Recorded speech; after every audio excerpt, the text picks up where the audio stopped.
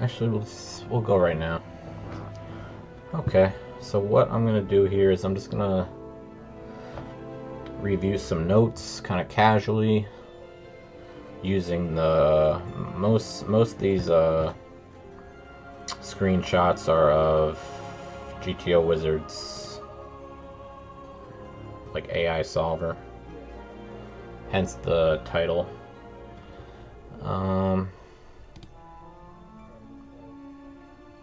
Yeah, so just over the last 2 days, I have some notes that I'm just gonna review, go through, and maybe after that, depending on how I feel, I have about 3 hours until, what's today? Today's Tuesday, right? About 3 hours until a yoga class that I'm going to, so until then, we're just gonna, I think, stream probably, unless I don't feel like it anymore. But after we get through these tabs, maybe we'll do some other studying content. We'll see where we're at. If I'm kind of burnt out of studying, maybe we'll play some Hearthstone BGs, or maybe even Throne of Liberty. I started playing that. I'm only like 20 minutes into the game, so. And then maybe like poker reacts, if anybody suggests anything. I don't know. I don't know if that would be like popular or not, but anyway, let's get started. Alright, so I had a couple spots last week where I think I'm gonna lower the music just a little. I don't know, it sounds loud to me, but okay. So I had some spots last week where kind of opened my eyes to like show me that I'm not really too confident as a big stack in the late game. So I'm just gonna kind of, I think a good amount of spots are as a big stack. Not all of them, but I think that was kind of where it was trending. At least my studies the last couple days, so let's take a look. This one looks to be a final table. We are on the button. The stacks are right here, top right. Hopefully you can see that. Where's my camera here? Should it be anywhere different? I guess bottom right, maybe.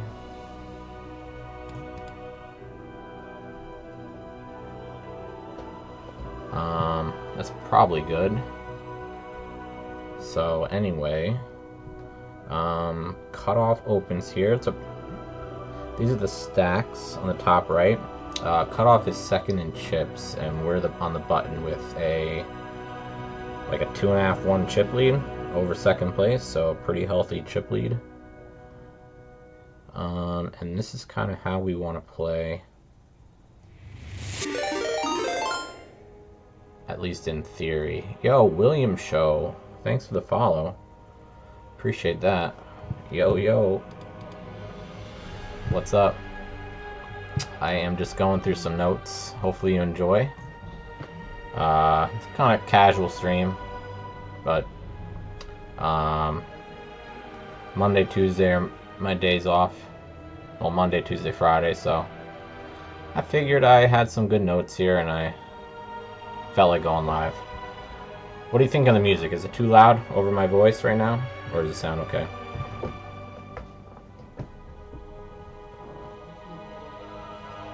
You're good? Good to hear. I'm surprised you found me when I just went live. So I'm sure with no viewers, I'm all the way at the bottom of the category.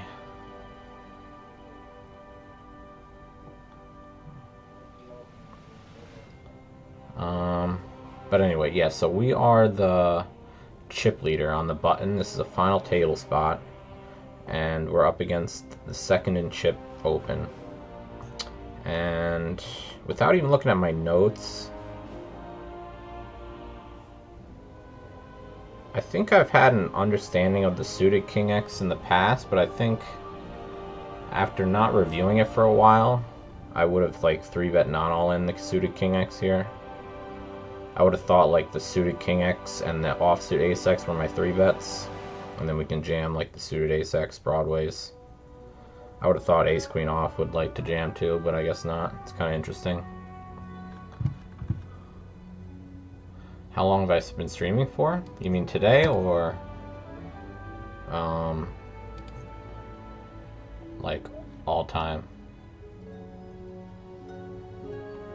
All time, I'm not sure. Today, not very long. 9 minutes. So that's actually interesting too. Let me see what I wrote here. So big stack FT, surprised to see 8s through 10s and ace queen off like a flat. So I did just notice the ace queen off, but 8s through 10s are also pretty interesting. Oops, it's a daisy. Overall, it's hard to tell because I tried streaming in the past, but I did it even more casually than I do right now, so it's hard to say. I mean, my first stream ever was probably, I don't know, 5 years ago, but they were very sparse. Today I stream a little bit more often. It's pretty easy with poker. You have like a deep run in a tournament. It's pretty good content usually, I think, without trying. You know what I mean? So a lot easier to turn on the stream with poker. Before I would do, I think, a little bit of I did a little bit of Fortnite, and I think I did maybe a little bit of World of Warcraft. I don't think I streamed WoW though ever. I don't remember what I did. It wasn't much though. I was just getting into it for fun. I don't really play any shooters. I don't enjoy the aspect of aiming. It's very like tiresome for me. I don't enjoy it, and that's pretty much the whole game for shooters, so yeah. I mostly like strategy games. I mean, I do like fast-paced stuff, but it's just aiming for some reason. I really don't like it. Let's try to get through the spot, and then we'll break it up. So yeah, I mean, we could definitely get in these suited King X hands. We could also just trim the bottom and 3-bet like the suited kings if we feel like our opponent's maybe going to be a little tight, or depends in what way. Like if he's opening a tighter range, we'd probably trim some of the fat hands, trim some of the bottom hands. If they're folding a lot, we can go even wider. So, I mean, it depends on our opponent, but it's a good reminder that we can jam some suited King X hands in theory, at least.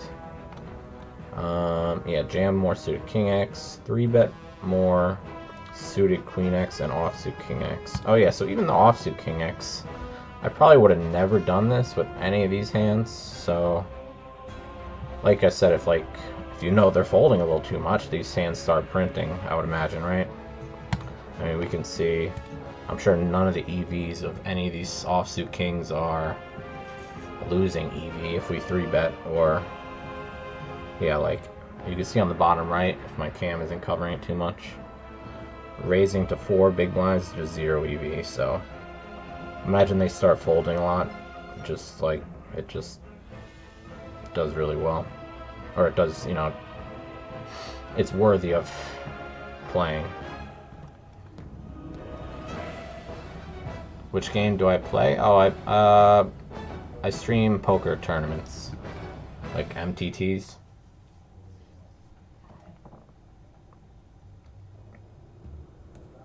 I think if you want, you could like check out like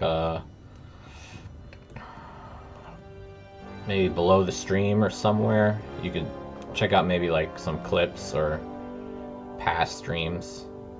It'll show some recent streams I've had.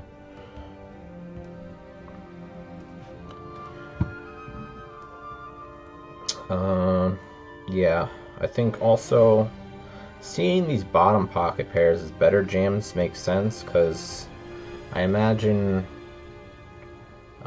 cutoff is probably going to be like raise folding, like ace 9 off, ace 8 off, ace 7 off, like king 9 suited, king 8 suited. So let's see what their range looks like.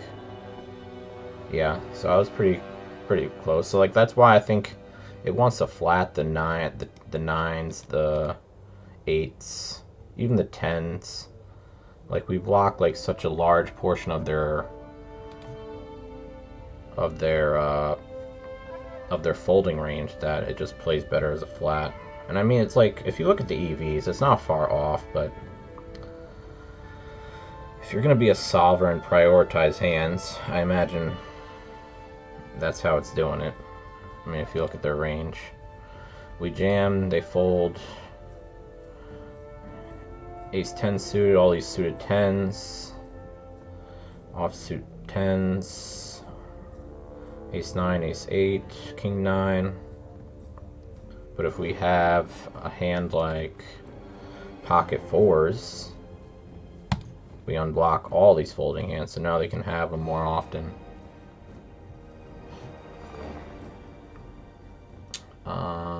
Do you have a YouTube channel? I do. It's attached to the stream at the bottom. I'm not really, I haven't put much time into it. I've just uploaded these study streams pretty much. And I mean, I know they're not like great content. It's kind of easy content though, to be honest. Like I would be doing this anyway, so I'm pretty much just turning on the stream and commentating it rather than just staring at it blankly. That's all the idea is. I mean, maybe I'll have more interesting. Like I know what content is interesting. I just don't really have the desire to like create it that much yet. But like I also put in my title, like maybe like poker react content might be good. Like talk about like poker news or controversy or something. I think that could be popular, but I haven't tried that yet. And I'm not sure if I'm interested in it, because if I was interested, I would have already done it.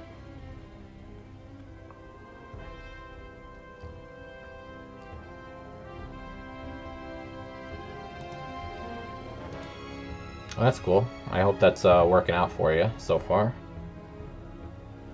I'm sure you're in the similar boat to me. I don't have an Instagram. But yeah, I respect what you're doing. Kind of taking, going the route of, I imagine, doing what you want to do. I'm not sure. Yeah, I have a Discord. I have stuff linked at the bottom. I'm not sure, like, I don't really like have an idea of wanting to like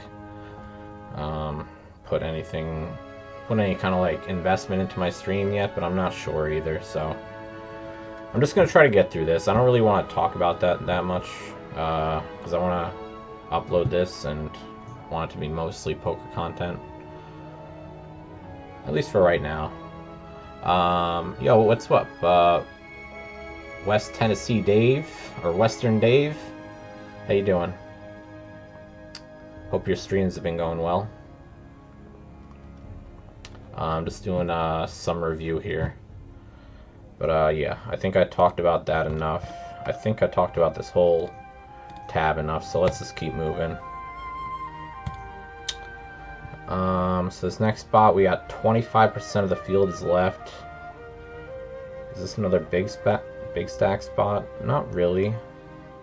So we have under the gun 1 opening off a 26 big blind stack, and we're in the hijack covering. And this is roughly what our range looks like. I haven't looked at the notes yet that I made. I'm gonna try to guess what I was thinking about here. Oh, I think I know. So I'm surprised to see Queen Jack suited, King Jack suited, like King 10 suited being like 0 EV here, and even like Queen Jack suited is not being played at all. I thought we would have maybe like 3-bet this some here. But this is less surprising than like King Jack suited. Like I can't believe it wants to fold more than it wants to call. I would have played this as like a 3-bet, probably pure, and then like mixed King 10 here. And then Queen Jack I would have probably mixed as a 3-bet as well. So it's interesting to see how much tighter I should be here. I mean, it is very tight positions, and we have a lot of people behind as well. So it makes sense to want to be like super tight. At least in those hands, and then really just prefer like an ace in your hand, or even king queen is good because king and queen are good cards to have. I mean, usually ace jack isn't like that great here, but I guess it is maybe shorter when you're covering. But as you can see, it's like 0 EV. Oops. So yeah, my guess is like it was this hand region that I was a little surprised to see. Even ace 10 suited, like I think I would have 3-bet that one. But it makes sense. You don't want the kickers in your, or like the cards in your hand to block their folding range, and that's pretty much what this is like aiming for. Like that's why it starts at ace 8, ace 7. Like obviously if you're going to do it like hand ranking wise, you would rather use ace 10, ace 9 because you can outdraw their pocket pairs, but the idea is to get them to fold. So if you have cards in your hand that they're gonna fold, if they have, it's not a good idea to have them. The Discord link is expired. Oh, my bad. I'll have to fix that. If you want to follow me on Twitter, and I like get my mind set that I want to like pursue that direction, you know, then I could maybe hit you up. But right now I don't really have much interest in investing in someone else like adding to my stream.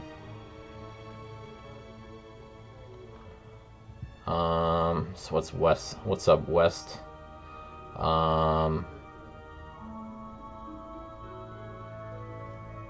Your streams have been good. Good to hear. Not poker wise though. Oh, poker, yeah. Too many people behind you? Yeah. Absolutely. Yeah, I feel you. I just like, I think if we're like in the earlier game, you see these hands played more, so that's why maybe I was a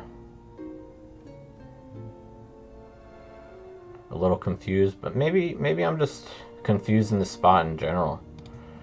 Like maybe I'm just going a little too wide. I mean, which is very easy to do. It's only a few hands, but it makes sense for sure. Let's move on to the let me see what I wrote. Surprised to see the folds from King Jack suited, King 10, Queen Jack. So exactly what I said. I mean, I just made these like yesterday, so it's not a surprise I remember. Thought we should want to 3-bet them some, or mostly I wrote, okay. I think King Jack I would have definitely like pure played there. Queen Jack I would have probably folded, I think. I'm not sure why I wrote that. I think, what is it, hijack versus under the gun 1? Yeah, I'm pretty sure I usually let Queen Jack suited here.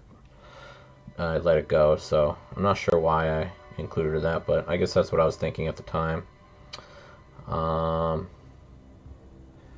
Maybe if you're a 25 and less.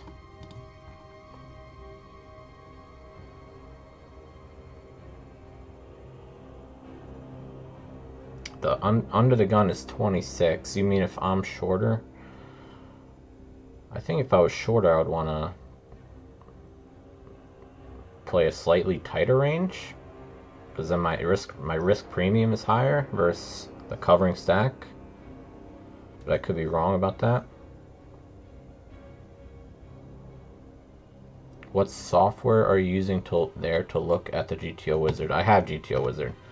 All these slides I made up here on the top. Most of them I have a link that just brings me to the hand that I was looking at, and now we can, you know, look at other stuff to explore if I didn't mention it, or if anyone wants to look at something, you know what I mean? So I have all the receipts, so I can easily go to it, and then, yeah, I have the Elite GTO Wizard subscription, so I have everything they have to offer. At least for MTTs, not for other games. I don't play any other games. I play a little bit of Cash, but not that much.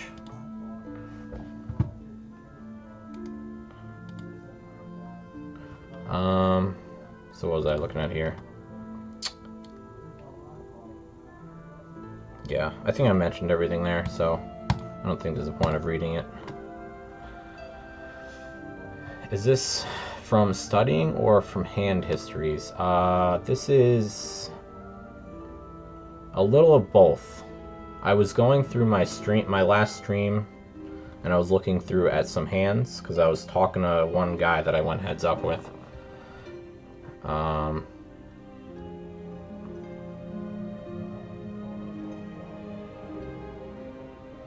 And I mentioned a couple things I thought maybe could have been done differently.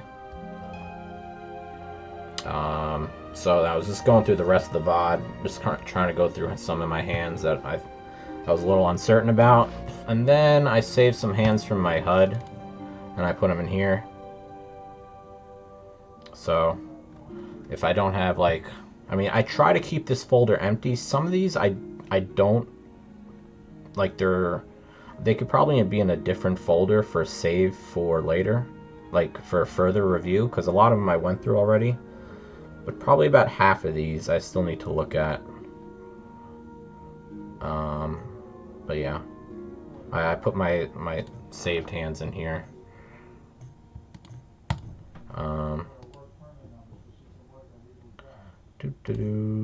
Oops.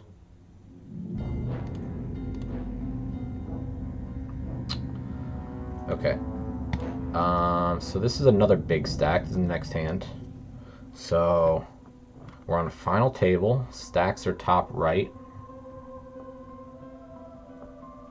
You like some stuff I mentioned? Thank you. I try. I do definitely get some things wrong. I was surprised. A lot of these hands I'm going over are some big stack spots. I found that, like, I've studied big stack spots in the sport in the past, but when it comes to, like, getting into the situation when I'm playing, I'm kind of like, I'm a little confused as a big stack where my, like, the bottom of my range is a lot of the time, which is definitely important, or at least, you know, you should aim to, like, be kind of close, and then from there you can adjust. But I just was, like, a little bit clueless as a big stack, because, like, there's a lot of times you go, like, super wide, and I kind of knew that, but, like, I guess you're not a big stack, like, all of the time, so it's, like, kind of a rare situation.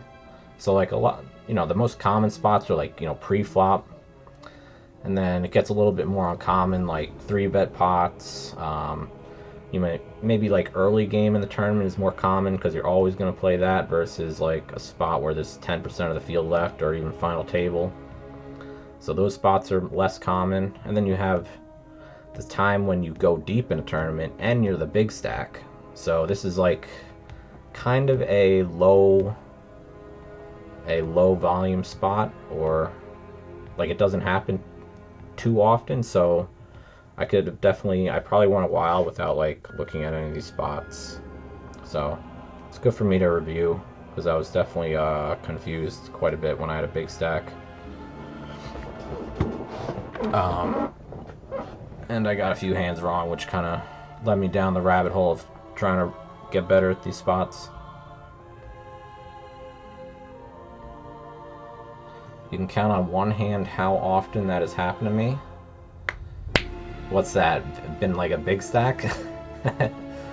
Or maybe you meant something else.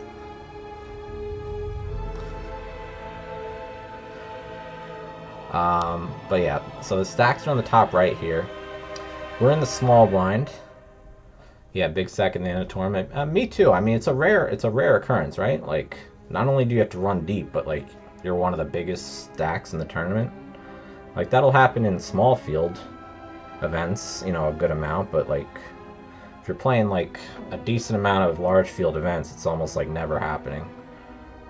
So it can make sense why it like it gets understudied, because I think most people would like attack situations that are the most common first when they're studying. I mean, that it makes sense to me. I mean, that's what I do, right, for the most part. So playing as a big stack is probably pushed under the rug for a little while for a good amount of people. But you never know. I mean, everybody goes down little different rabbit holes. Some people learn certain things before other things. It's just how it goes. But yeah, so stacks on the top right.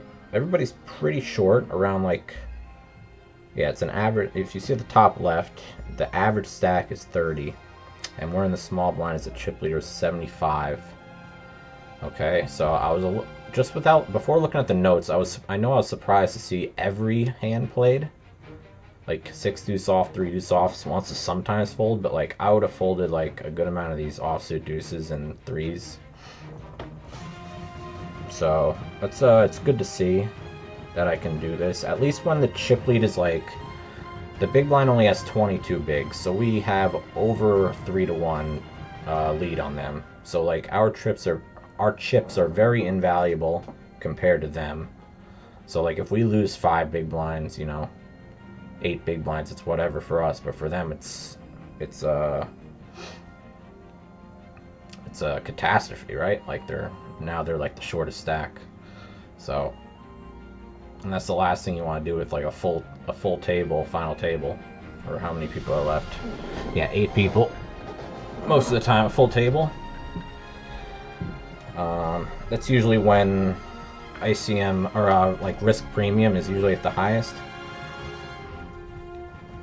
If you know anything about risk premium. So yeah, we do a lot of jam. I need to jam these like we're 23 effective and we're jamming 9-3 suited. Like without looking at this before, I would have raised folded 9-3 suited. I would even raise fold like Jack 4 suited. Like I would have maybe jammed like these low suited queens and kings maybe. But I'm definitely not jamming wide enough. And then you definitely want to adjust versus your opponent. Like if you think they're like maybe a station and they're just playing loose, I don't think I would play every hand, because the idea is to get them to fold, because in theory they have a high risk premium, but you know, some people might just not give a fuck and play whatever hand they want because that's what they feel like, instead of rather making the most profitable decision. So definitely have to make adjustments, but it's like King 4 off I would have never jammed for 23. I would have probably like just played all these as a raise fold. I would have probably jammed like these 9-8 off, 10-9 offs. These like more connected suited hands, but I definitely just need to go wider. But it's also important to notice the stack size. If we had like 50 bigs or 45, 40 bigs, we would for sure see a tighter range being played, because then the chips are more valuable. If we lose an all in, then we're tied with the rest of the field. So it's not like the same dynamic. So what did I write here? Jam more and don't fold anything when chip lead is so massive. I mean, it's a pretty simple note, but I mean, it's kind of all looks. More something you just gotta look at and kind of digest.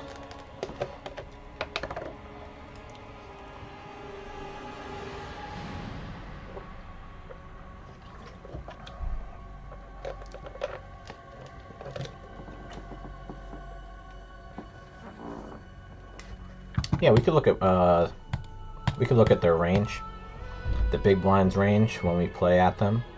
So if we jam, this is how the big blind should react.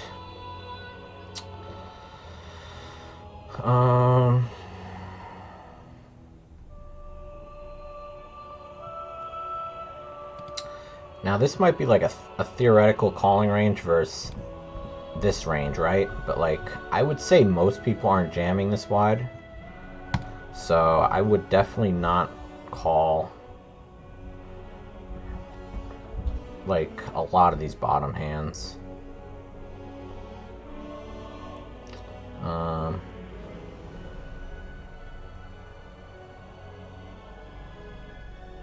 Yeah, probably like,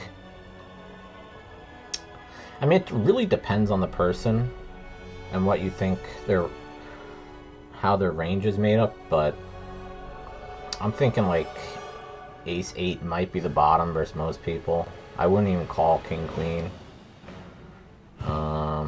Ace 10 off is probably good here. Ace 9's a little close, I think. Yeah, I mean 7's probably a good place to start, something like that.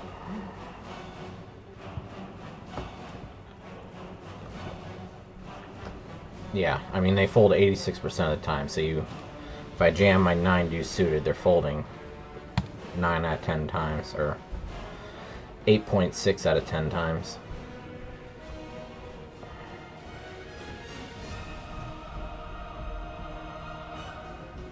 And let's see if we raise. So as you can see, we do no calling. I mean, 2.9% is not a real number you should ever try to implement in your actual game. I would say try to make your strategy as easy as possible, in my opinion. I mean, this is more of like an obvious example of that, but there's a lot more closer spots where like it's like, yeah, you know, they like to do a lot of different options, but let's just pick the option that is being used mostly and just go with that. It depends. It depends. Okay. So if they raise, this is how they should react. So if I raise my 7 deuce off, I'm going to get them to fold their 7-5 off, their jack deuce off. So all the raises make sense. Our risk premium as the small blind versus the big blind is 4%, so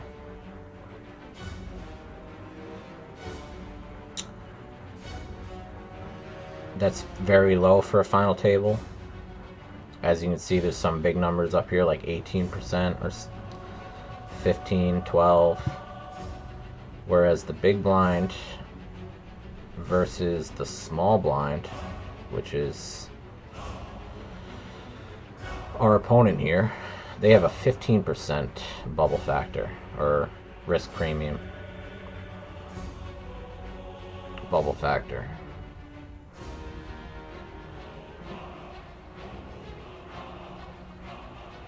I thought these were interchangeable words, but maybe they're not. I'm trying to see real quick.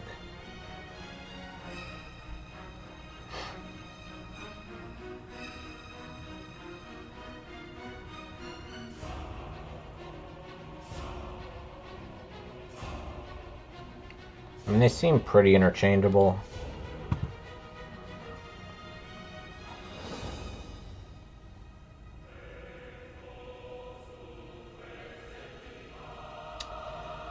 Can you just do a rip only strategy? I would not, because like look at the difference of EV from aces. Like let's use the most dramatic hand.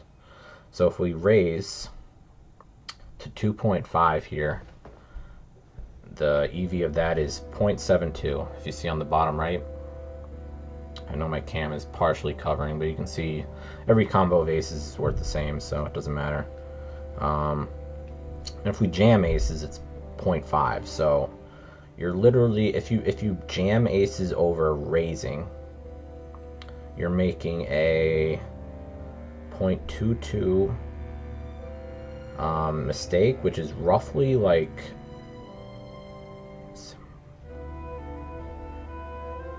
it's slightly over a 30% mistake, right? So you know, you might see like 0.2, it's like whatever, but if you think of it as like a percentage of like a difference between the optimal play, it's a large amount. So like ace king suited here, we're gonna gain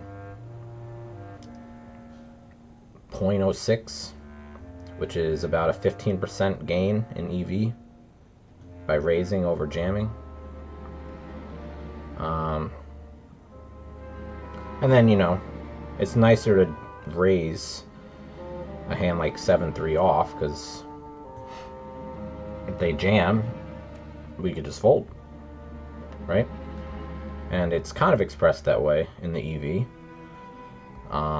Jamming is only slightly worse. I mean, it's 0.01, but it's, you can't express that in a percentage. But I mean, it's not a lot, right? But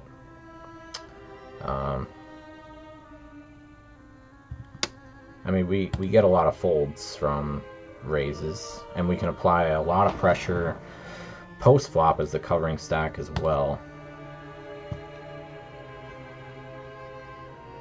I can't adjust pre-flop ranges with GTO Wizard, which is, at least to my knowledge, one of the disadvantages, but I don't think we really need to here. I mean, it would be, if you would compare the EVs of like strategies, you'd probably lose like, if you just jam everything rather than having a raising range, you're probably losing like overall maybe 5% EV or something, 10%. So like, I mean, it adds up over time. But it also depends how your opponent plays. You know, maybe if we make it so that he's like super sticky post flop, and just like has no regard for ICM, maybe like defending even more here.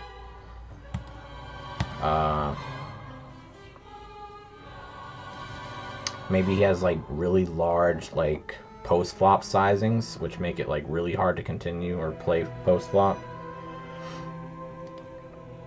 I mean, you could try to make adjustments based off those kind of reads for sure. It's just harder to like understand how much you adjust, because there is not, at least from what I have, I don't have a way of like showing the difference or like computing a different reaction to different like strategies at certain points in the hands, specifically pre-flop. But it is what it is. I'm mostly just trying to understand, I'm trying to get a good understanding of theory, and then I try to like shape my reads around that theory and like morph it into a, you know, hopefully a better strategy. There's also a lot to be gained doing some pre-flop exploits, which I've done in the past, but it's been a while, and there's a lot of stuff I want to explore that I maybe didn't know that I wanted to explore before.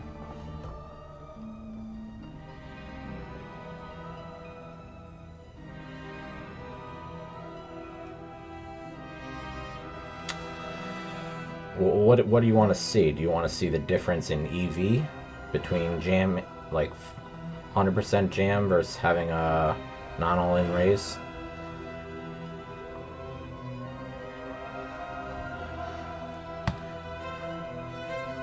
Because then you'd also have to have a good idea of how they react. Unless you just want to go off theory, like just, you know, like maybe if you have like an explorative reason to try to look something up and like you want to change how they react and then see how your strategy would reflect, that's one thing to look at. If you have, like, you know, solid evidence of that, right? Of whatever factor you're trying to apply.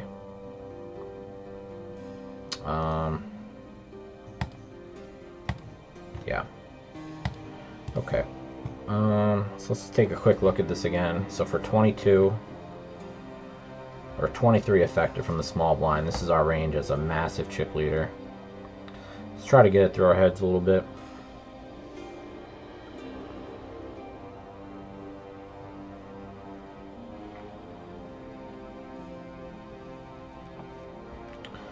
Okay, let's go to the next one.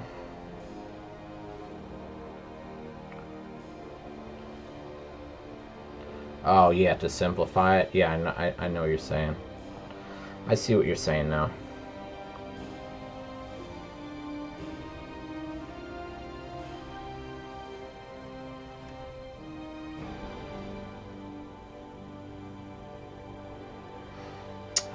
Okay. So what is this here? Another final table spot. This time we're on the button. There's no big stack. Let's see what I wrote here. I folded queen 6 suited, which seems fine. But I wasn't sure where the bottom of our range was here. Also surprised, so many offsuit ace-x are pretty bad. So let's see, we're on the button here, final table. Pretty even stacks. So I'm gonna guess roughly everybody has like around like a 10% bubble factor. Something like that. Just from like previous stuff I've looked at. It's just a guess.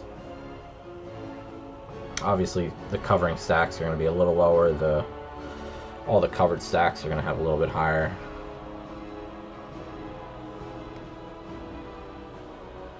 At least versus each other.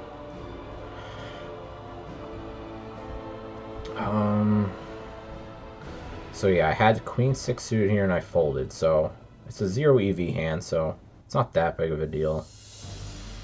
But I wasn't sure where the bottom of my range is, so let's take a look here. So, final table. I would have probably actually folded a few more suited king X as well. I would have probably started around like king 5, king 6, and then queen 7 suited probably, something like that. Because I folded queen 6, and I'm pretty sure I would go with king 6 suited and queen 8 suited for sure. Queen 7's pretty close here. I probably wouldn't have played any of these. Yeah, I would have probably started with like most of the suited the 8s. And where are we here?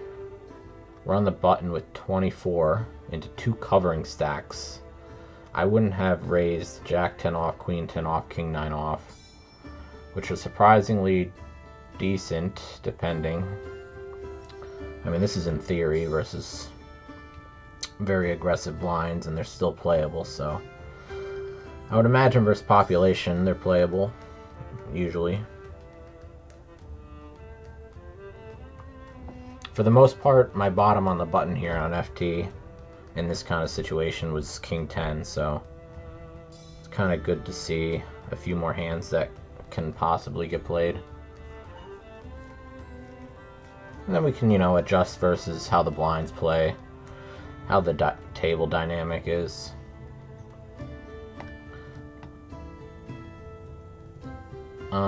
Another thing is I would have opened probably ace 3 off, ace 4 off, ace 6 off. And as we can see, even like ace 6, ace 4, not bad, just like fold. There's probably different factors that make us a little looser or tighter at the bottom of our range, so it's important to keep that in mind, but yeah, at least in theory, ace-6, ace-4, just not great.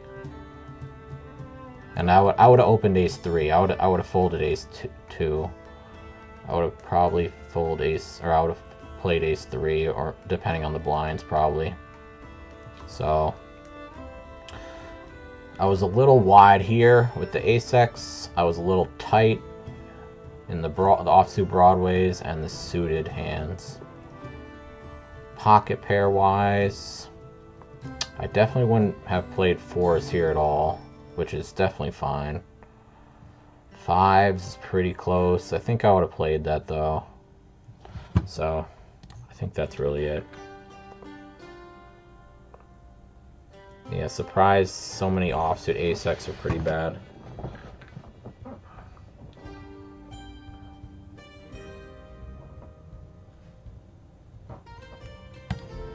Okay, let's go to the next one.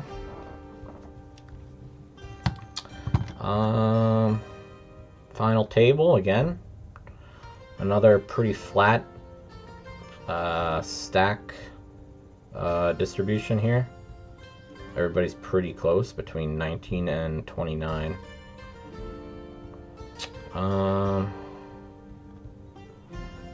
Yeah, just seeing this doesn't really ring a bell, so I'm gonna look at my notes.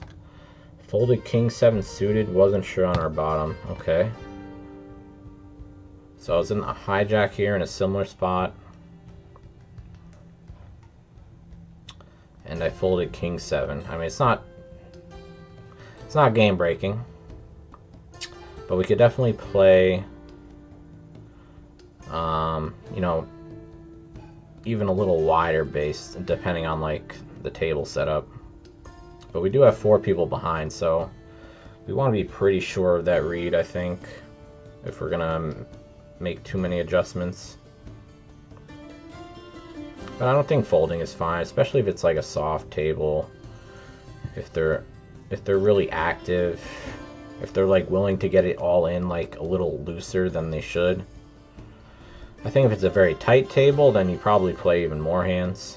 So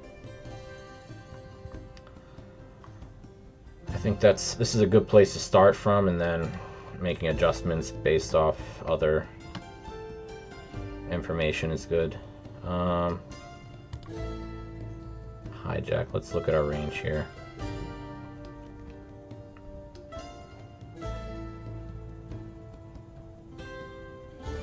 Yeah, it makes sense why on the button we want to play like the queen 10, jack 10, king 9. Because I would also play the king 10 off here. And we're in the hijack, so it makes sense that, you know, we're on the button, we can play a little wider. I just didn't think like queen 10, jack 10 off, like we're, you know, the blocker like element wasn't like that great. Like most of the time you want like a king or an ace in your hand, so that's what I kind of figured, but good to know. Go a little wider on the button. Where are we? We're in the hijack. Yeah, I would play ace-8 off pure. Hijack, ace-7. What are we doing with that? Yeah, I think I wouldn't have played ace-5 off here, for sure. I would have probably mixed like ace-7 as an open, or just like pured it. So, I mean, it's not that far off. Pocket pairs, 7s. Yeah, I mean, I figure 7s would be my bottom, but I mean, we could definitely pass on 7s. Even 8s, like, you know, depending on your read on the table.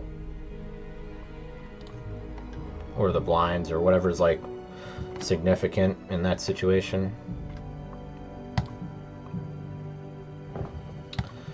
Oh, what's happening here? Okay. Alright, another final table spot. Low jack opens. We are 6-handed.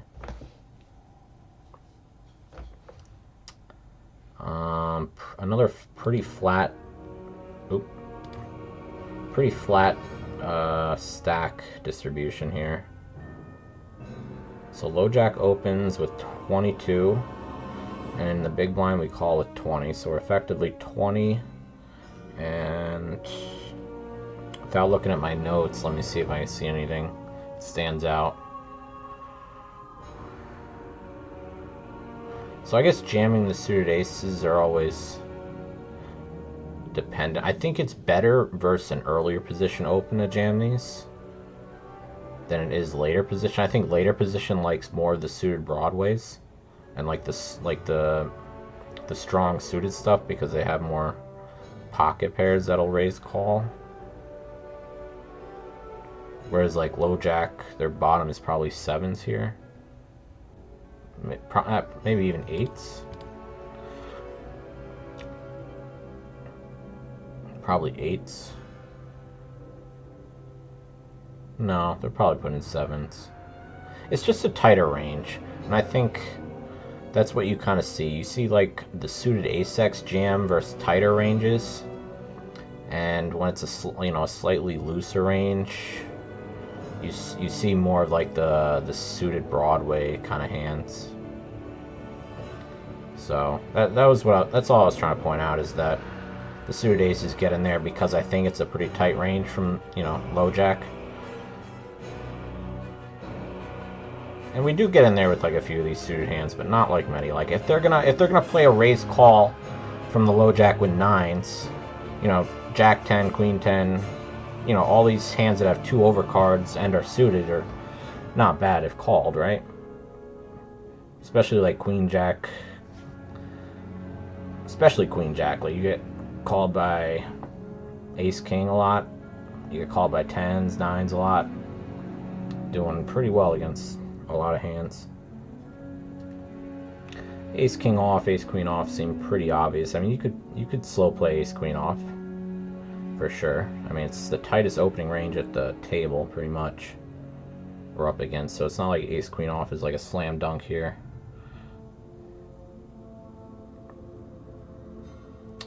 And usually final tables, or at least in the early game, you don't want to do too much 3-betting with less than 20, but final table, like final table bubble, you'll see 3-betting with less than 20. So that's why you see like all these offsuit aces being 3-bet some. And then it's not a lot. I mean, it's paired with a very tight range of aces, kings, ace king suited. Even queens just kind of prefers jamming, sort of. But I mean, even in some spots, like you'll see just like kings jam as well, just because you don't want to induce like a shove from like a ace, some kind of suited ace, or depending on like the opening range, sometimes even some offsuit like ace-x will like 4-bet jam on you. So it's not like something you want to induce when there's big pay jumps on the line. But I guess in this spot, kings is fine to not all in 3-bet, but there's definitely a lot of spots where you just want to rip it. Trying to understand why. I guess because we're like, me and low jack, or like the big blind and low jack are the two shortest stacks of the table, so. And they both they're both similar stacks, so whoever, like if one, both players have a ton to lose here. Like if either one loses an all-in pot, they're either out or one's left with like 1 or 2 big blinds, so.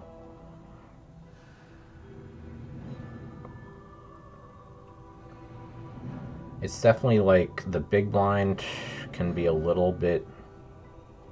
It's actually like it's better for the big blind to not like get into an all-in pot with the low jack here, because if we stack the low jack here and they're down to like 1, 2 big blinds, they're probably going to get knocked out before us. But if we lose like it's a little hard to say on this table because there's no big stacks, but if we lost a bit like an all-in pot, or if we won an all-in pot versus a small blind, they're still going to have about 10 big blinds left. And they're not likely to get knocked out soon, even though they do become the bottom stack. They still have a lot of like hands to to play, so it's not like the same thing. Whereas the low jack on 2 big blinds is going to be out in a few hands, right? So that factor is definitely I'm pretty sure that factors into the the bubble factor equation, for sure.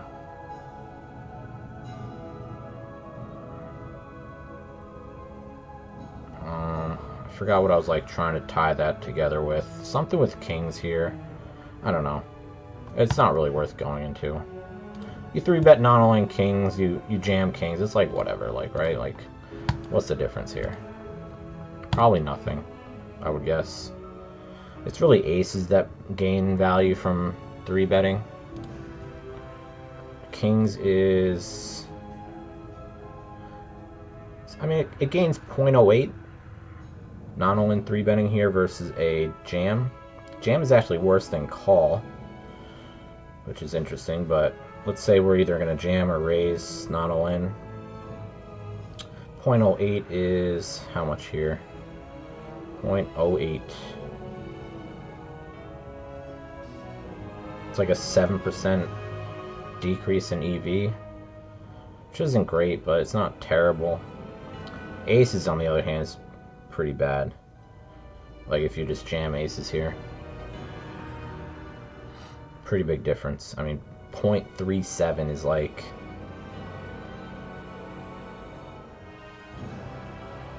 35% EV loss jamming. I mean, that's pretty much what the strategy is built around, is aces, because that's the biggest EV gain. I mean, even ace king suited is whatever, raise non-all-in or jam.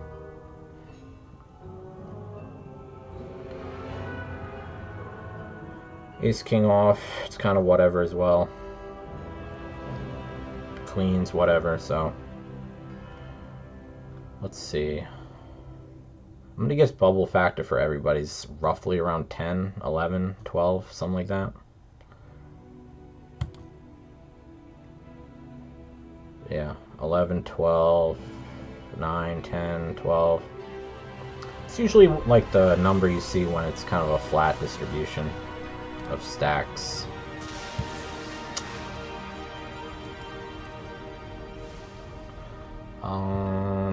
Okay, let's go. What did I write? Fold or 3-bet a lot of offsuit ace-x.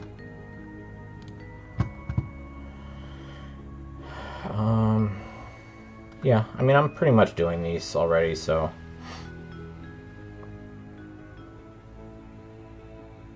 maybe not. Maybe I need to do a little more. Oh, also, there was a spot where I had ace-7 off on a final table, similar spot to this, and I folded, and I thought it was a really bad fold. But then I was looking at some spots afterwards, and it seems like around 20 big blinds and less, even less than 25 big blinds, defending in the big blind on a final table. Ace-7 off is usually just a 3-bet or fold. Kind of like what you're seeing here. We're 20 effective here, but I saw some at 25 as well, so yeah, it's not as valuable as I thought. I thought I should have called or folded, or called, or Jesus, that was loud. I didn't realize how loud my mic or my headset was there. Yeah, I thought the decision would be mix a 3-bet or a call, but kind of happy to see it's a 3-bet or fold, because I remember during the hand I thought it was a bigger mistake than it was, so it's good to see. Maybe some instinct kicked in there and just made me fold it, but afterwards I thought it was a bad fold, so I don't know. Easy money 420, thanks for the follow, appreciate that. Hope you're doing well today.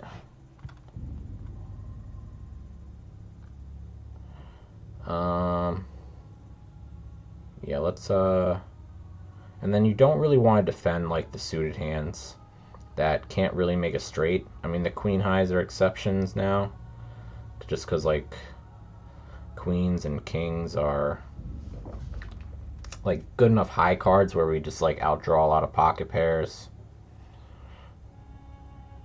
But most of the suited stuff on final tables are just folds that can't make a straight. I mean, yes, like 6 deuce suited can technically make a straight, but it's like 7-3 can technically make it, but it's so unlikely to make these like big hands that I guess they just go into the bin. I mean, it's a 0 EV call, so it's not like the end of the world to make these calls. And especially versus like the right players, right? If they're playing really poorly. But I guess you gotta identify how they're playing poorly. Because maybe they're c-betting too much. Like in ICM, you're supposed to c-bet less and for small in position, and people just might kind of like blast, like not knowing that. So that could probably be an argument for being even tighter.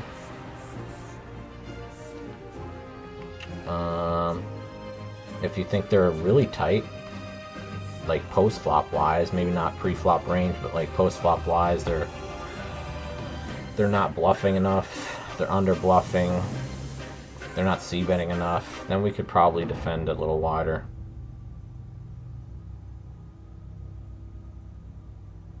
But as a base point, this is pretty much how you want to think about it.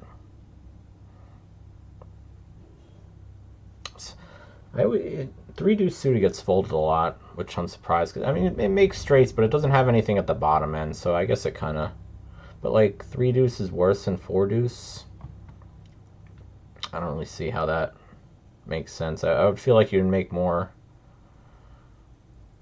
strong hands with the 3 deuce than the 4 deuce, but I don't know. It doesn't really matter. I mean, you could fold all of these.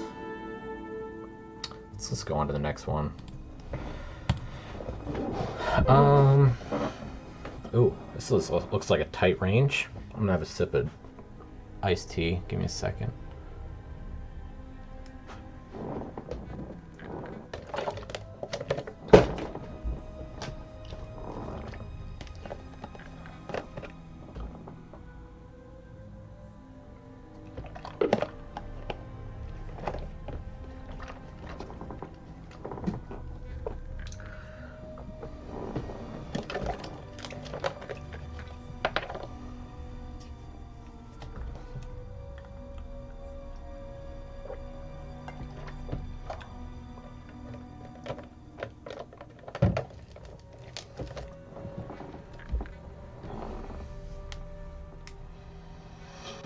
Okay, so this slide is really easy, because I just talked about it. So, defending ace-7 off when deeper, despite being big stack versus big stack.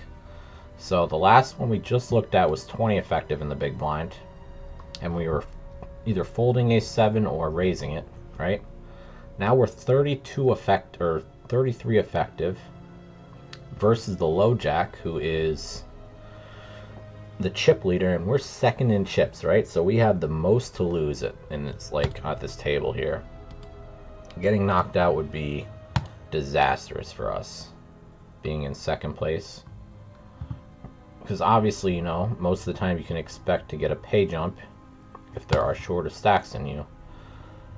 So that should reflect in the bubble factor here. So we're looking at big blind versus low jack. Big blind 17.8% plus. So that's like an ICM tax. It's basically saying this is like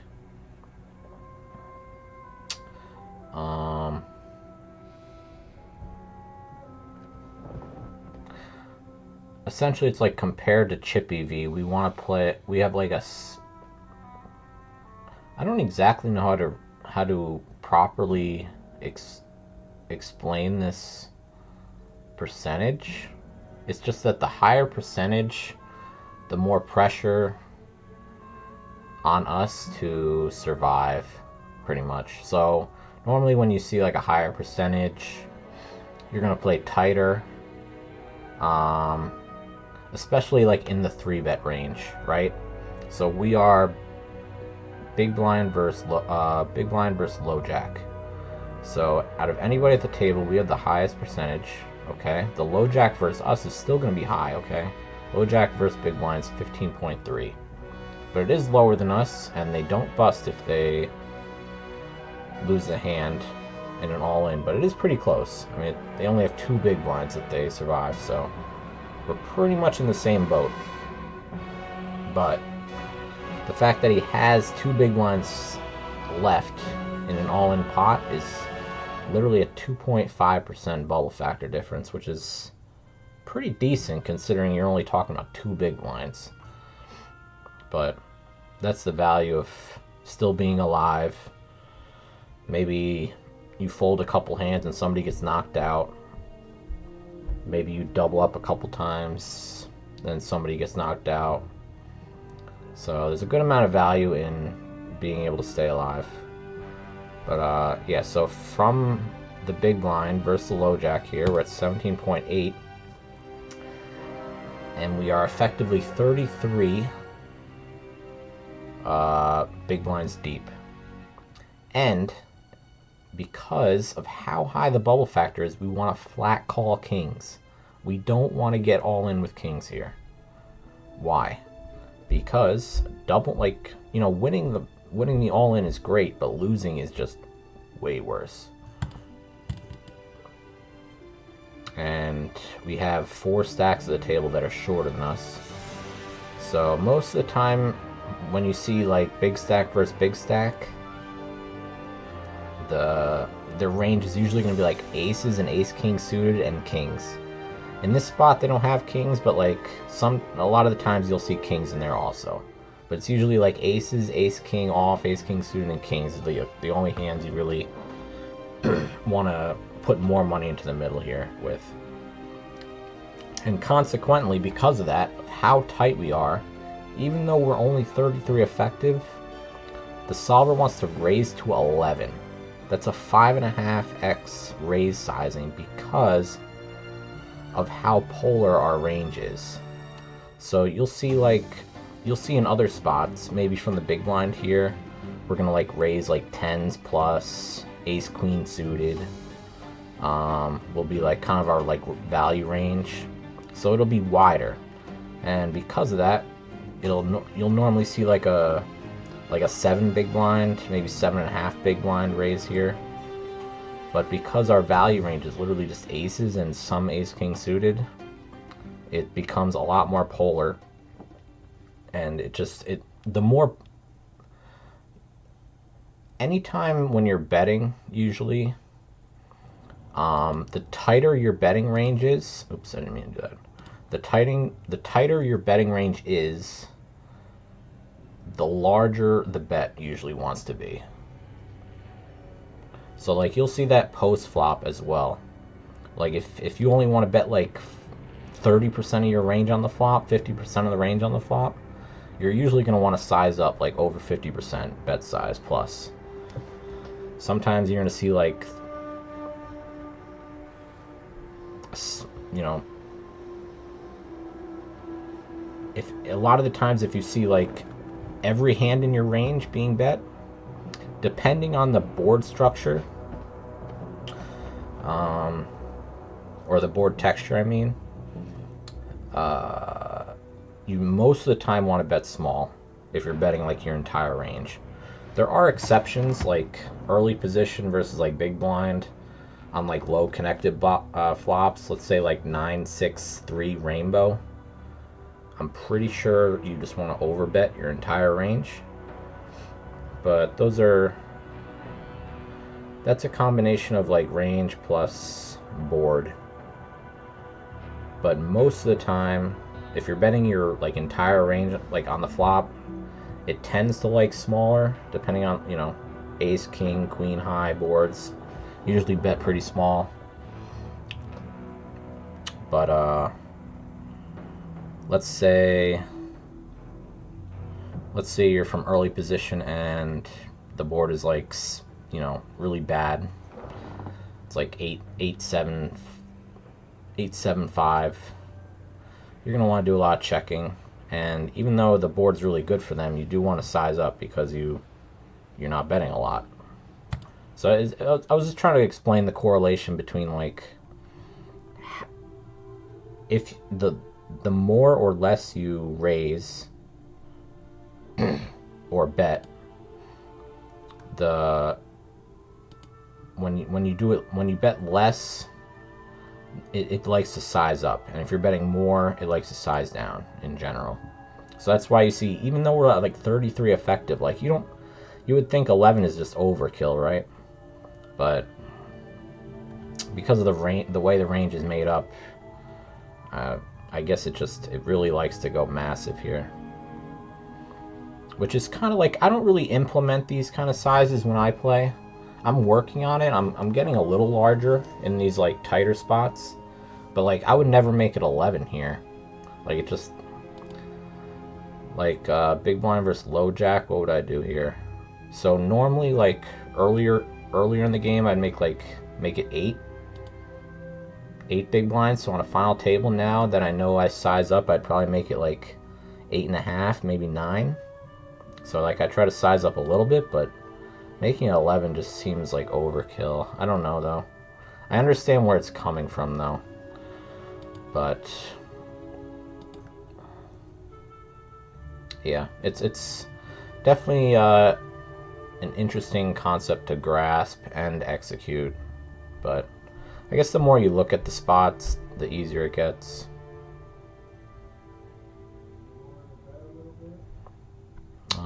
Where was I going with here? Ace 7 off. Oh, this is. I said this was an easy spot, and then I just talked about it for a while. Yeah, so now we're 33 effective, and we want to pure play Ace 7. So roughly like less than Ace 5, or less than 25 effective. We don't really need to play all these. Like, a lot of the offsuit Ace X are folds, less than like 25. I think as a rule of thumb, if you're covered. If you're the one covering, I'm sure they get played more, or probably even pure, depending on the range they're up against. But I think in general, it's a decent like threshold to think about. Okay, so let's see the next one.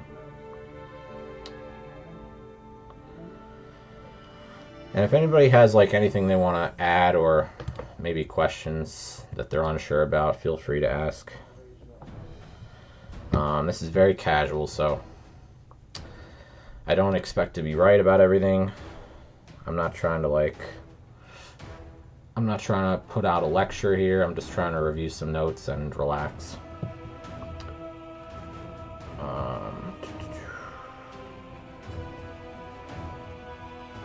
Alright, so this is another final table spot, and we're 15 effective in the big blind versus low jack. So same positions, but now we're 15 effective, and pretty much all the offsuit Ace X are folds now.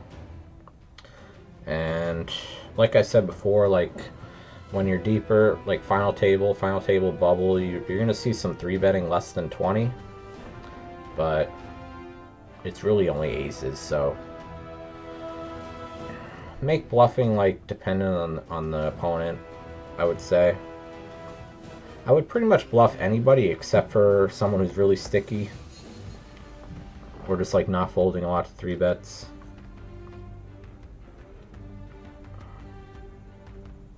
But when you're 15 effective, I mean, your value range is only aces, so you got to be careful about how often you bluff. But I think for the most part, people are overfolding, people are playing too loose, so 3-betting non-all-in usually, I think, does a lot of work. 15 effective versus chip leader open. Yeah, okay, so I just said that. Let's go to the next one. So we are on stream here. I guess I wrote a lot here. Alright, kind of have to pee, but I'll wait. Let's go through this one. Okay. So, as you can see on the right, we're streaming. Ace 6 off on the button here. We're on the final table. You can see we're 4 out of 6. And we're opening Ace 6 off of a 19 big blind stack into 2 covering stacks. And it looks like ace-6 off is pretty marginal here. And considering it's a pretty soft table, I would probably say pass unless I know the blinds are playing very tight. And I don't have a HUD on this site, so it's a little harder unless I have some good notes on the players. I think the small blind here was definitely playing decent. They were aggressive in good spots, so I don't think they're playing too tight. But maybe the big blind is. I don't remember having any notes on them that indicate that. So I think all in all, probably just fold ace-6 off here.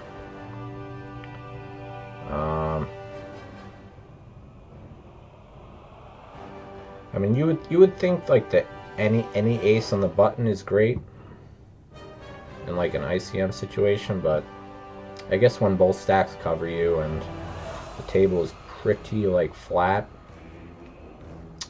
stack wise, where like anybody can bust at any time, it's just no need to like invest chips in this kind of like with this kind of marginal hand where it's like very close to the bottom of our range. So I guess I wrote some stipulations on when to play. So I said I should maybe pass on this one depending on table/blind dynamics. If the blinds are tight, we open.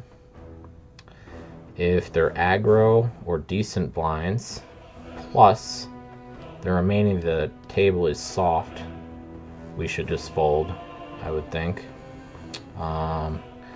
If the big blind is defending too loose, I think we fold. So I put a question mark.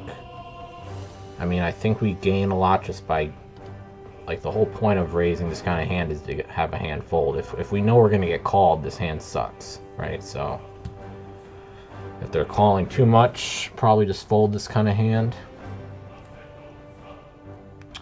If it's a soft table, not enough read on blinds, just fold. I guess that makes sense.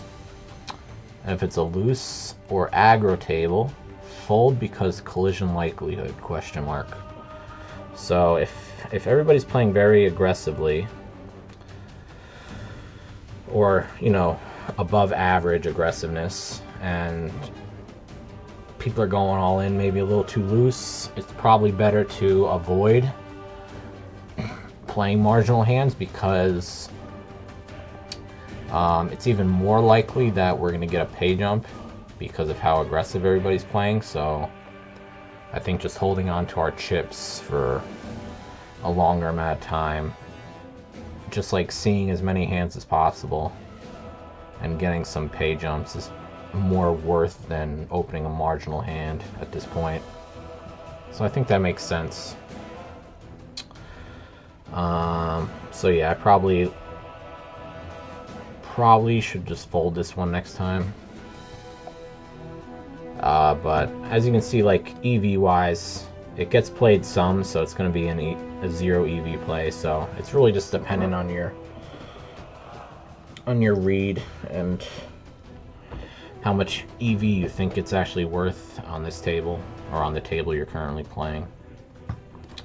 All right. I'm gonna go to the bathroom. Thanks for watching, guys. I'll be right back and we'll keep going. I still have a few more tabs here, and then we'll go from there. Okay. I'll play an ad so you guys don't get hit with them when I get back.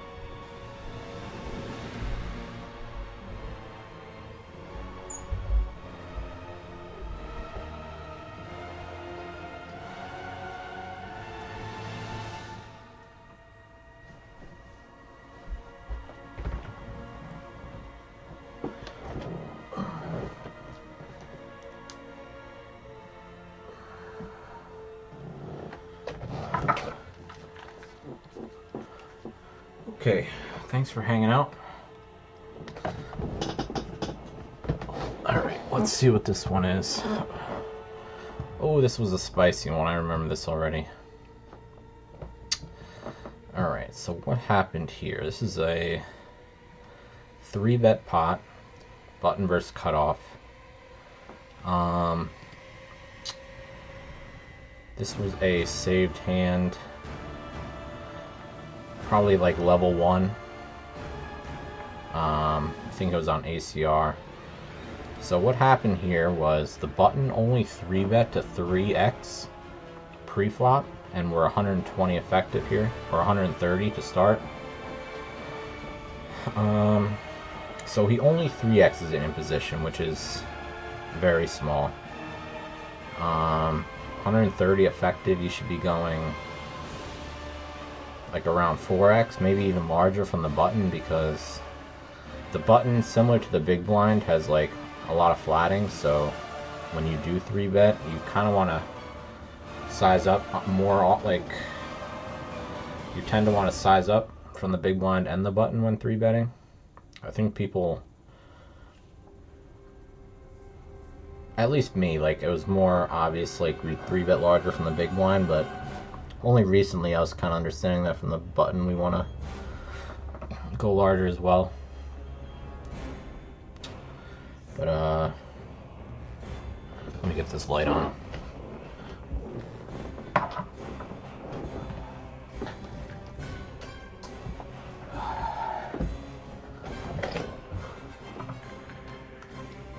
Okay.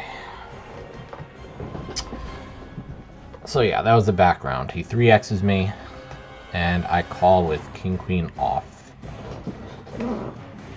Flop comes ace 7-3. Oh, I guess we're not even to the post flop stuff yet. Or well, we are. We're on the flop, right? But this hand gets interesting later in the hand. But here, without looking at my notes, I remember.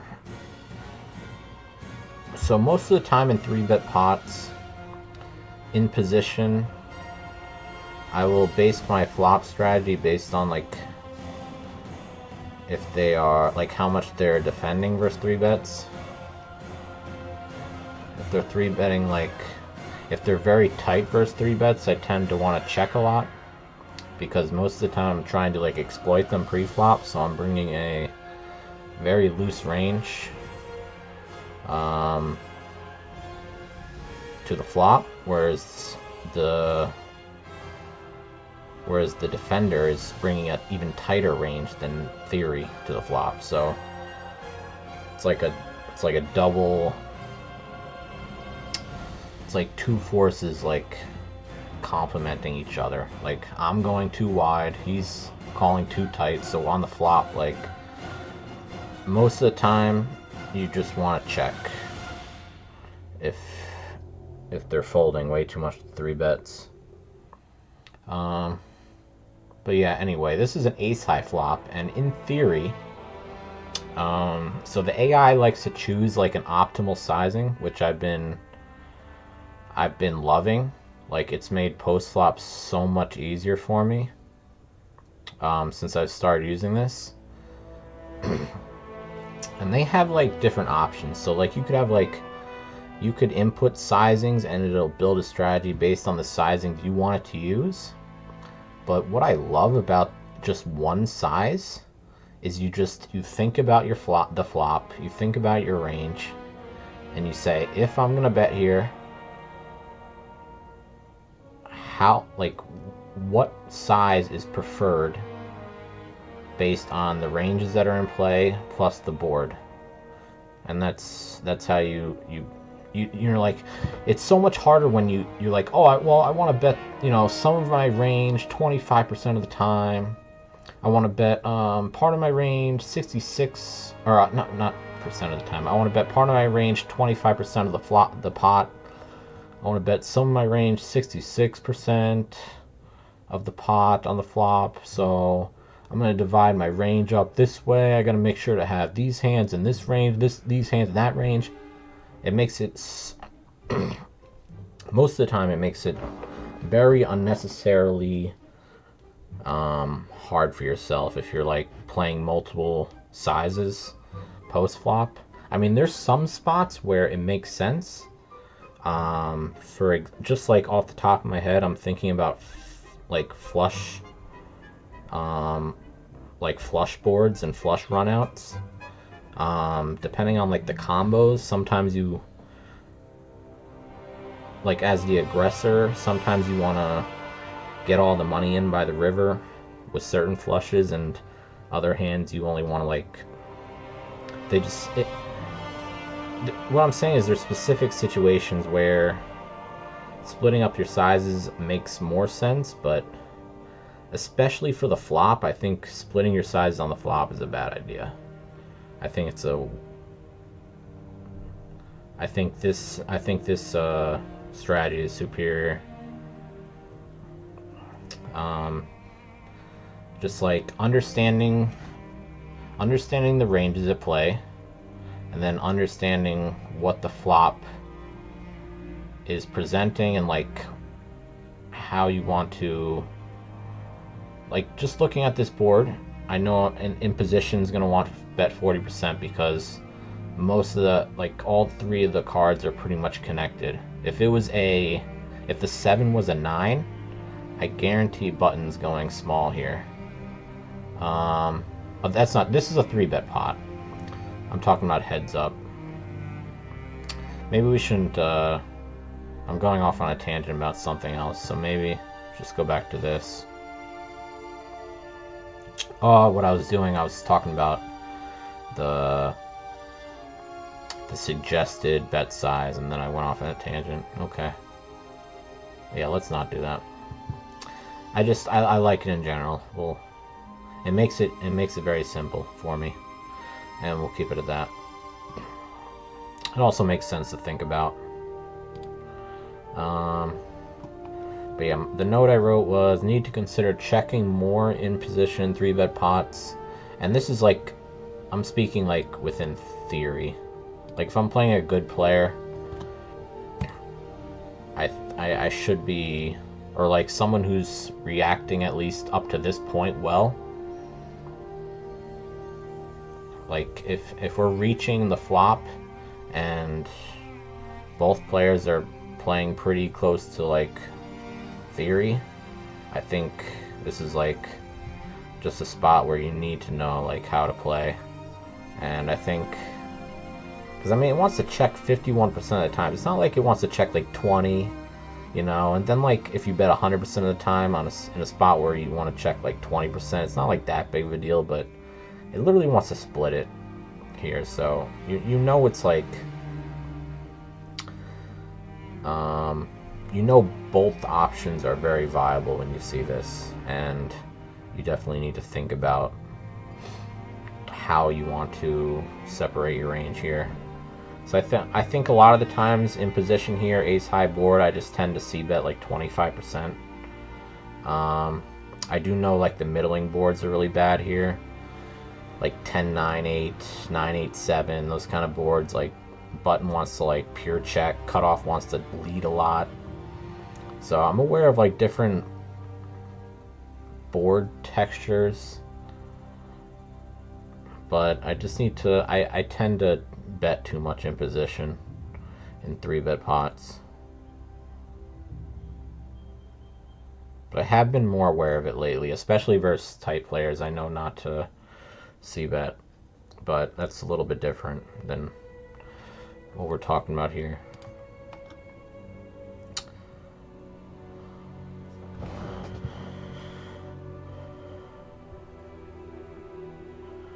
Oh, another note was, so we're in position here in a 3-bet pot, and button pretty much wants to pure check all of their suited king X, or their king X of clubs, which I thought was interesting.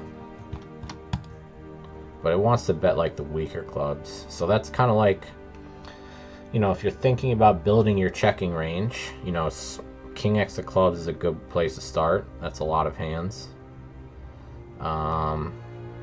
You know if you're going to have a checking range, probably the weaker top pairs are going to be in there. You know your most vulnerable underpair, or your least vulnerable underpairs are going to be checks. Like, it wants to bet 7s, but pretty much 8s, 9s, 10s all want to check here. Actually, kings and queens is a little bit of betting. I guess they get like value from underpairs still. Let's see what it says.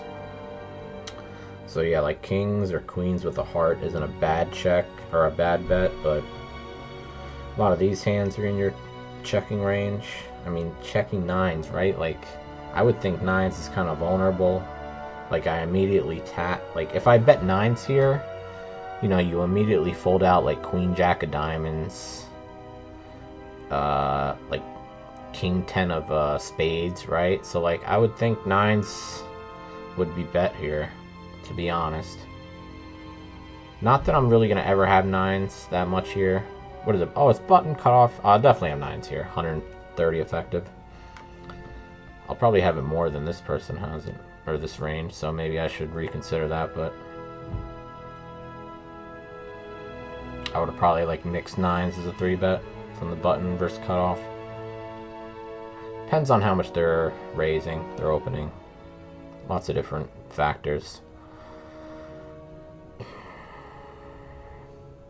But yeah, a lot of checking on the flop. King X of clubs is a good place to start.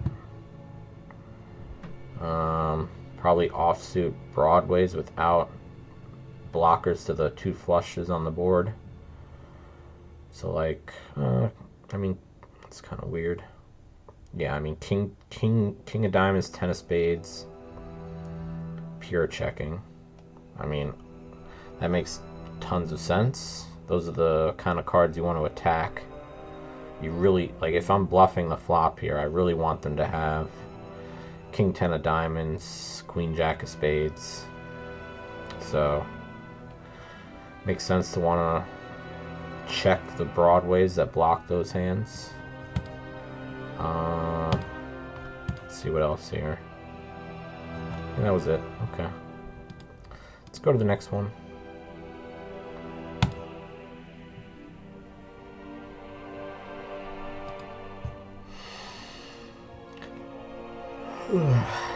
Let's see.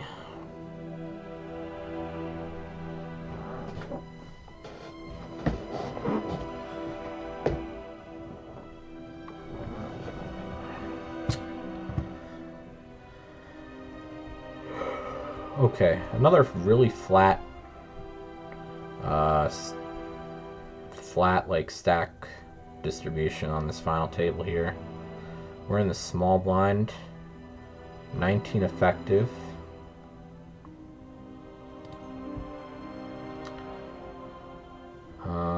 Offsuit ace-x jams, 19 effective covered. Thought maybe I saw some ace-deuce off, ace-3 off, raise folds. Possibly at slightly deeper stacks. Okay. So, pretty much less than 20 from the small blind. We just want to rip all of our ace-x. Ace-king off, I'm probably going to raise. Not all in, but ace-queen off, I like shoving. Just to fold out a lot of the king X, I mean.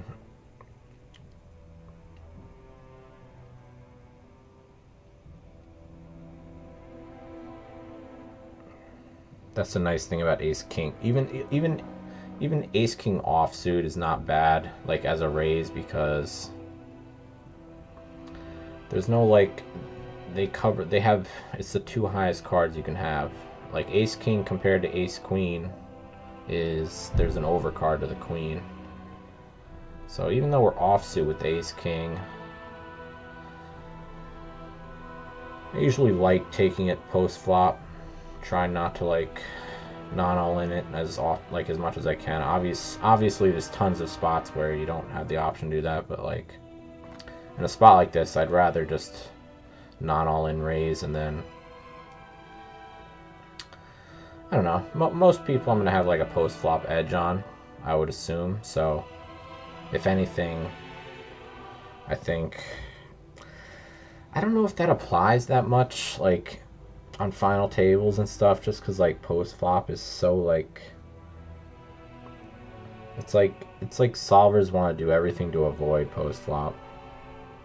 So, I don't know. I'm not sure how much of, like, a post-flop edge comes into account when, like, making adjustments. Because just because you have like a slight edge, or like even like a large edge, might just not be enough of an influence to like counteract like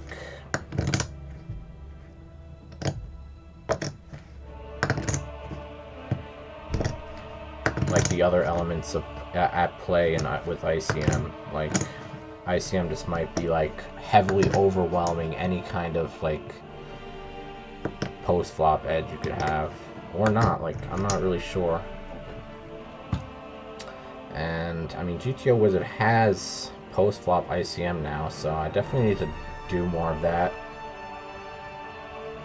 Maybe I need to like save more hands in the late game, because even though it's been out for a little while, I haven't found myself doing it that much.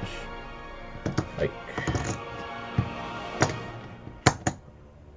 because I think there's a big difference in playing post flop on like a final table, and there's some like elements I've kind of learned so far, is that you check a lot more in position. You bet smaller on the flop usually, and as a big stack versus a tight range, you do a ton of checking, just because you're bringing a very wide range as a chip leader. You're bringing a very wide range to post flop, when like a calling range, even from the big blind, is going to be a lot tighter than your opening range in a lot of cases. So when that dynamic occurs as a big stack, you need to be aware that you want to do a lot more checking post flop.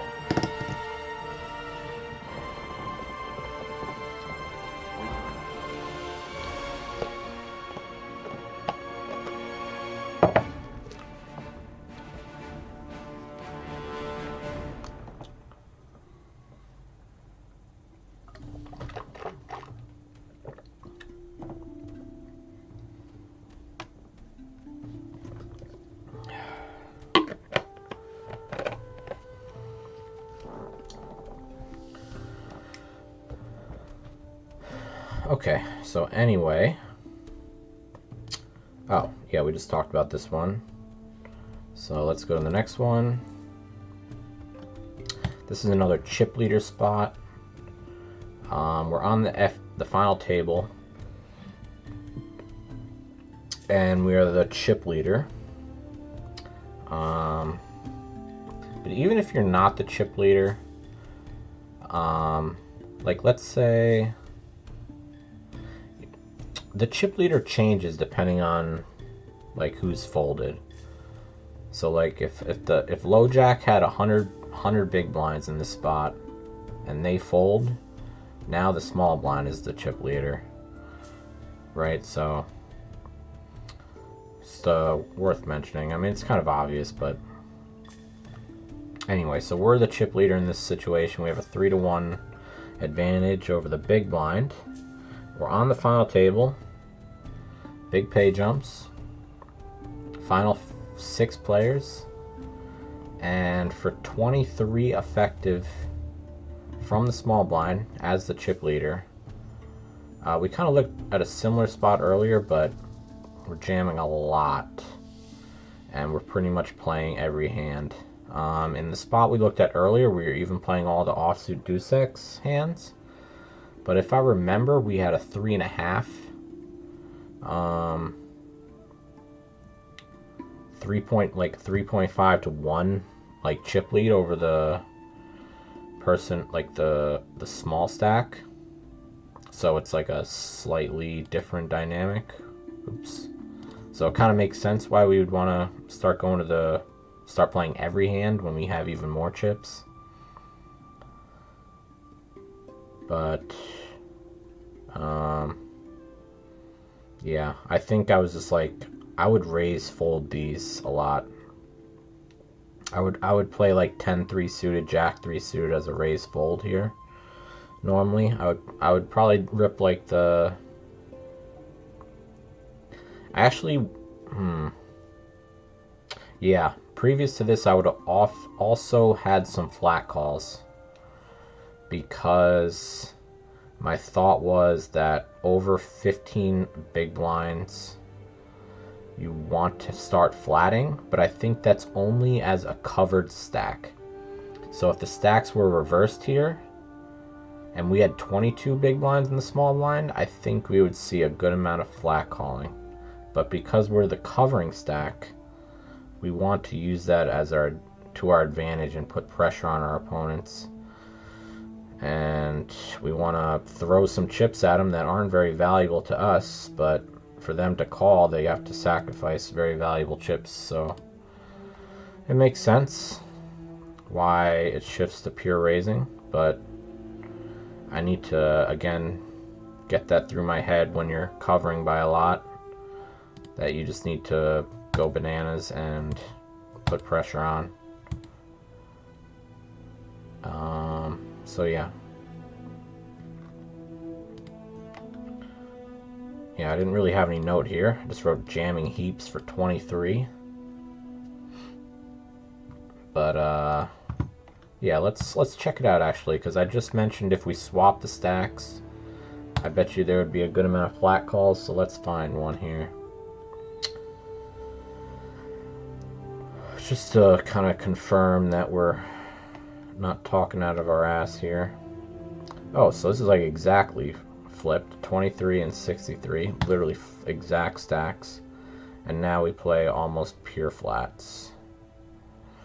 This is a little surprising. I thought there'd be more raising here. Like I would have pure raised 9s plus and aces, or ace king suited through ace 10 suited. Ace king off would have been. So I would have like, I mean, I would have had a very tight range, but I would have still been raising more than this. But I guess like the deeper you get is when you want to like start implementing more calls. Like I think if small blind had like 17 here, I think we're gonna do more raising. So let's see if that's right. So we'll duplicate it so we have this one to refer to. And then let's find one where it's like 17 effective or something. This is kind of similar, but like it's into a 30 big blind stack. So yeah, at 17 we're gonna do a lot more raising. And this is kind of like how I would approach the last spot. But I guess because we have 23 big blinds instead of 17, it just kind of wants to preserve our, like, raising is less appealing, I guess is what's going on. And you just want to limp as a trap a lot more, especially when you get deeper. Like if small blind had like 30 here, I think you just play pure flat. So the takeaway is, the shorter you are in the small blind, in like a final two table situation, the more you want to start raising. But you really could probably just play a pure flat greater than 20 is what I'm looking at here. Like, just because it wants to raise 6.5% of the time doesn't mean we want to. Like, we could probably keep the jams and just not raise at all, and just play a limp raise versus a, because the big blind should be attacking us a ton here. I mean, they're raise folding a shit ton. Like, I'll show you. Like, if big blind they are actually incentivized to over bluff here because of what I was speaking about before. They have a lot of chips. Losing them isn't that big of a deal for them. So versus the limp, we're gonna bluff a ton of bad hands, and it's extremely unbalanced too. Like compared to like a lot of lower like risk premium spots. Like if the risk premium is low, generally when you see like these 3-bets or these raises, like we're raising first a limp, so it's like a 2-bet kind of. Like we're not open raising, we're attacking a player who has committed themselves to the pot already, so it's a little different. As an open raiser, we are attacking blinds, but in this case the small blind chose the limp, so they're already saying they don't have all these shit hands, right? Whereas like if you're stealing, you know, you're attempting to like steal the blinds from late position, if it hasn't gone to them yet, they could have any 2 cards. So it's a little bit of a different situation opening compared to like 2-betting or 3-betting pre-flop. I'm not sure what you would call this, as a 2-bet or an ISO, but let's say we go for the limp jam, right? They are folding 76.9% of the time, so they are heavily over bluffing the raise pre-flop. And even though they're doing an unbalanced amount, we don't really get to like punish it really. I mean, we should be limp raising strong hands, like I mentioned, because we're greater than 20, so we don't want to raise that much, if at all. Like I said, greater than 20, you could probably just play pure flat, but like even though he's raising a shit ton of bad hands, we have to fold 54% of our hands here. So even though we know this guy's raising 7 deuce offsuit, we know he's doing it, we still have to fold 7-5 suited. We still have to fold 10 deuce suited. We have hands that dominate their hands, but we still have to fold because of the pressure of the payouts that are on us compared to them. So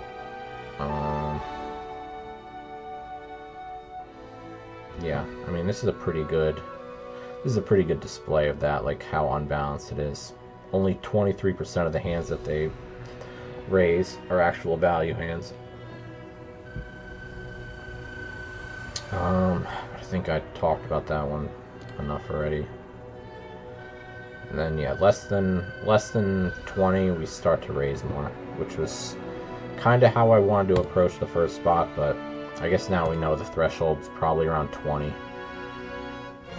So that's, I mean, that's, if you can remember that, I think that's like, it makes it so much easier to like form your strategy once you have a nice threshold to think about.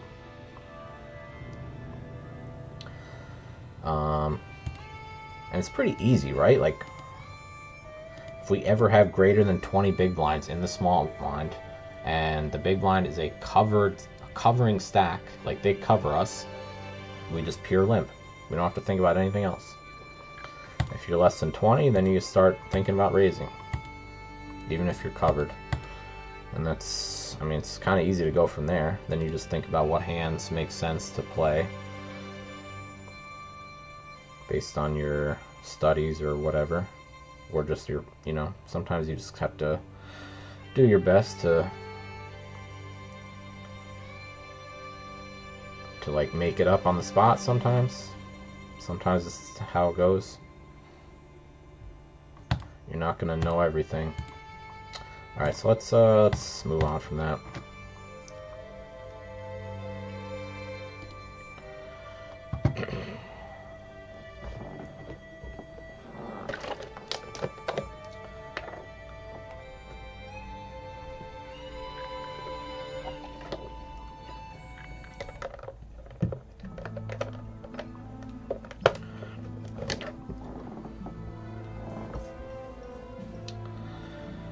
Okay, so this is one, oh, this is a,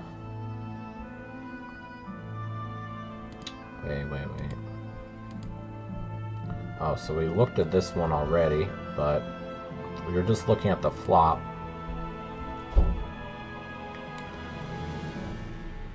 Oh, but now we're looking versus, so if the button C bets here,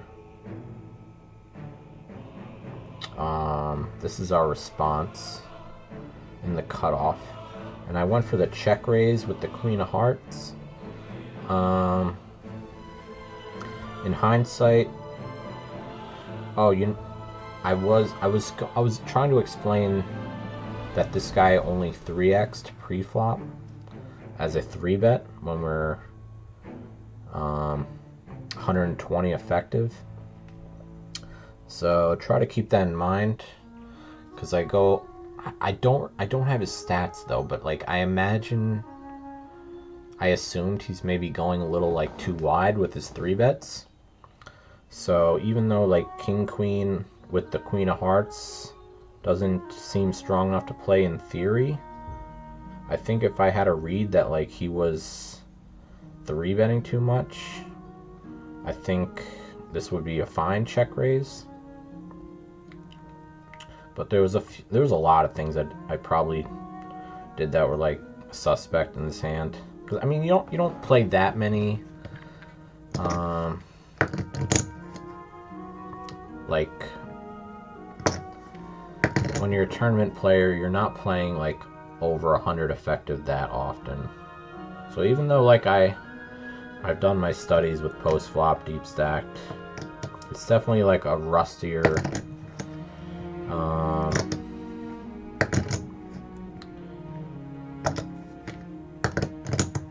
it's definitely rustier for me, because it's just like something I'm studying less often. But anyway, so I went for a small check raise. Let's see what kind of notes I had. Went for check raise, doesn't seem great in theory, sure. But button only 3x, yep. Okay, I already said that.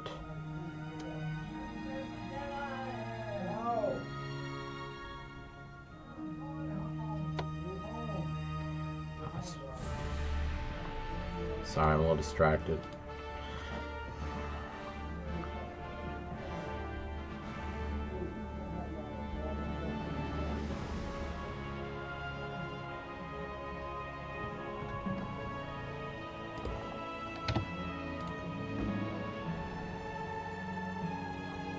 Okay, I kind of talked about all that already. I don't know if I showed the rest of the hand. Probably. Oh, here it is. Okay. So I went for the check raise. Originally, theory wanted to go larger, but I think going smaller makes sense if I'm like attacking a wide range.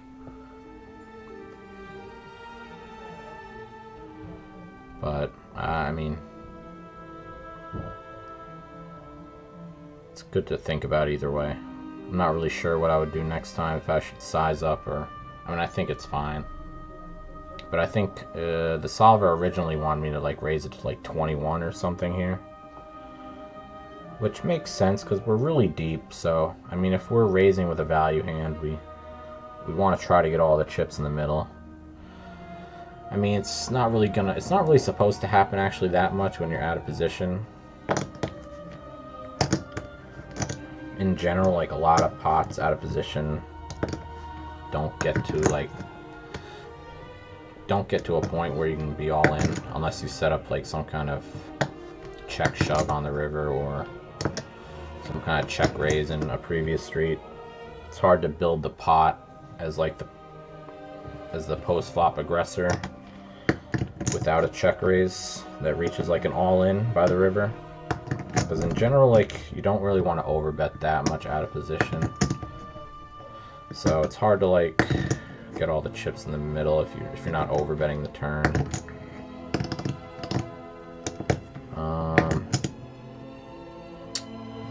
But yeah, so let's see. So after our check raise comes the king of clubs. not supposed to use, yeah. Okay. So this could be like a range thing, but it wanted to like bluff the... It wanted to bluff on the turn. Like if we bet our king queen, we do get some ace x to fold, I believe. Oops. I'll look at that in a second. But I played the check because I assumed it's just a better card for them. They have... I mean, it's cut off first button, so I'm definitely going to want to 4-bet more in these positions than other positions. I mean, you don't want to 4-bet that much usually.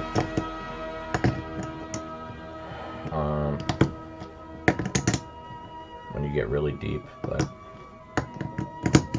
anyway, I was surprised to see king queen off like play as a bet here.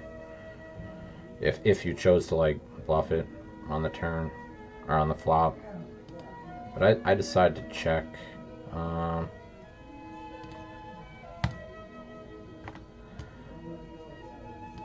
guess I didn't really even have another point with this one. I just thought it was interesting, I guess. I would think, like, if you hit the king on the turn, you just have showdown versus queens, jacks, tens. Like, you're beating king, jack. I don't know. But I guess because the king-queen combos you choose to bluff have a heart in it, it makes a little more sense, blocking some of their strongest continues versus a double barrel.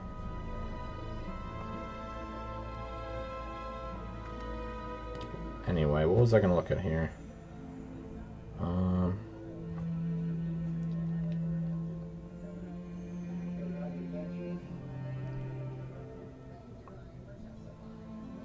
Yeah, I'm not really even happy with this one. I'm not sure if like I set up the hand, because I did a decent amount of node locking this one, so I think I'm just gonna pass on going over it, really. This is the same hand. Let me just see what I wrote.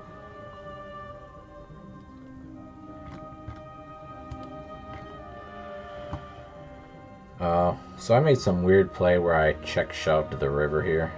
So I check raised the flop, the king on the turn I checked, and then on the river they went for a non all-in bet, and I shoved with my king queen with the queen of hearts. It seemed pretty bad when I looked it up in theory. It said it actually looked like it was like decent with the king of hearts if I had king queen off with the king of hearts, but probably just unnecessary. It's kind of a weird spot. He ended up having king 4 hearts, so he stacked me.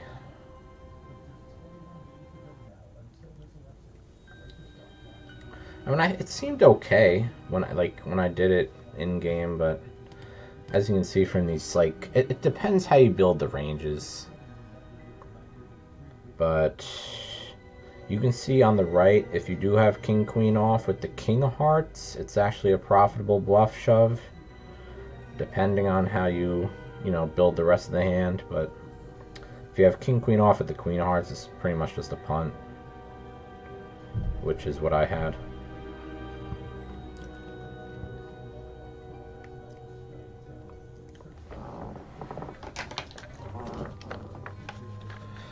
But it was a weird spot, so I just wanted to take a look and mess around. Oop, that's not what I wanted to look at. Okay. Alright, we are done, and I have an hour until yoga class. So I'm gonna make a poll, I think, and put some options on there. I don't know if anyone's gonna vote. I mean, it's kind of hard to do a poll when like you don't have that many people watching, but maybe I'll just I'll just say like the options, and then if if anybody is like outspoken in chat, I'll consider it. So one option was more poker. We could do some trainer in GTO Wizard. We could do some spots with the trainer. What did I put in my title? I already forgot. Oh, I could play some cash games. I don't know if anyone's interested in cash games. I do need some rake back, but it's also fine if I don't. I could play some Hearthstone Battlegrounds, which I play on a rare occasion, but those are fun. Recently, I've probably put like 20, maybe 30 minutes into Throne of Liberty, that new MMO, that free MMO. I could play that, or I could look at like some like poker news, or like, you know, like poker reacts, kind of like how other people do, like other kind of react content. I could like look at stuff that anybody's interested in, or I could just like look through like poker stuff on Twitter. But I don't know. I think those are the options. I do want to eventually be able to set up my stream and play some Mario, but it's like hard to set it up. There's a lot of work into it, and I always don't want to put time into it. So I'm like, I'd rather just not. I'd rather put my time into something else.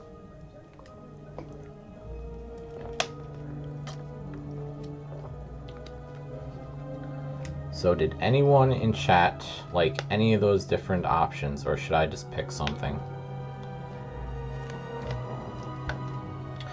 Speak now or forever hold your peace.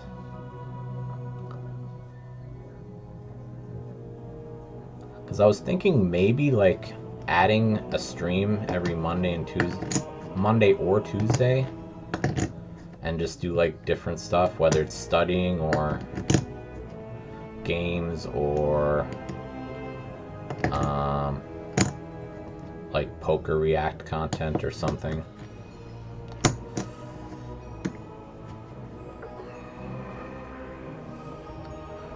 I do kind of have to pee, so I'll say it one more time, and then I'll be right back.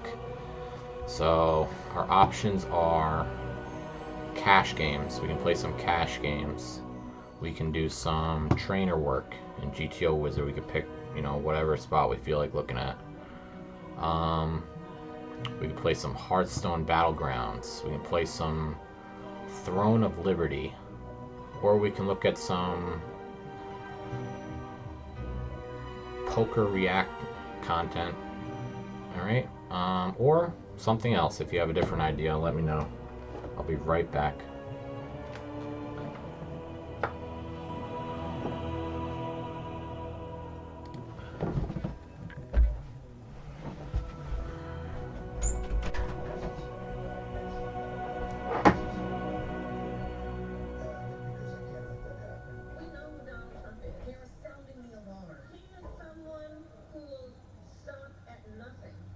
To claim power for himself.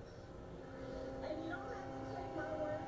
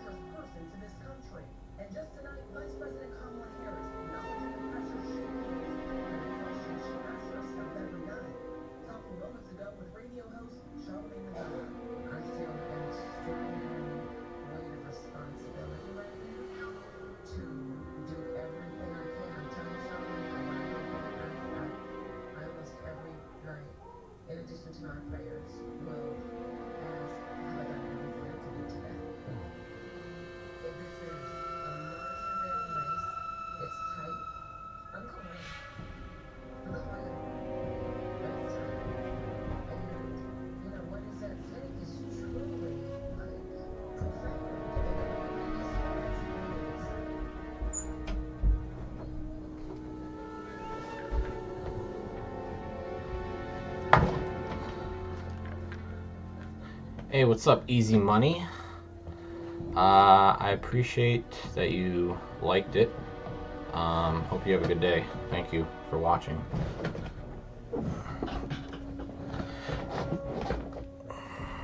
Alright, so nobody said anything, so what I think I'm going to do is I'm going to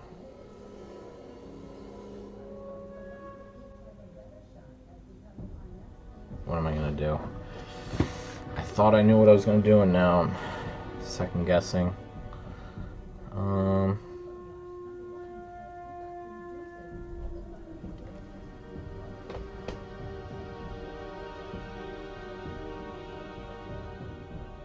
You know, let's do a few hands in here first, just to... Let's continue with the big stack theme. I think it's already set up, but...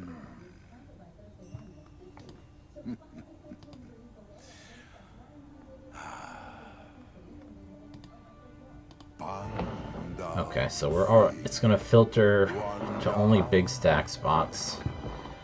And we're gonna look at a lot of late game hands. Do a little bit. So we're near the bubble here. Definitely gonna raise this. You get 3-bet. I mean, they're really tight positions. So it's not like, I don't think I'm gonna be like super wide here. Let's think about his value range. So probably jacks plus, I would think. So we're probably gonna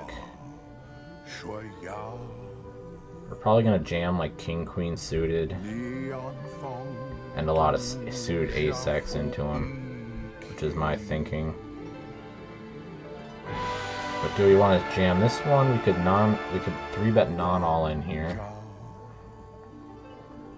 And go like this. What kind of hands want to do that here? I think ace queen off might want to do that. I feel like these, like ace 6 through ace 9, kind of like that. Maybe these just like to pure jam. I could very much see this as a pure jam right now, kind of leading to that.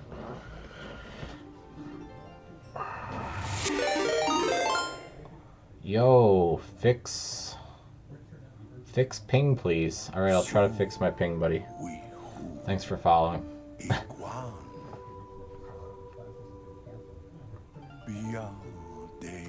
Thank you.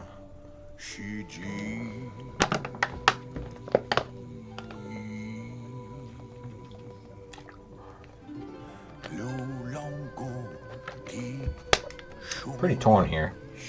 I'm between non all-in 4-bet and jam. That's my my thought here. I don't think we're folding here.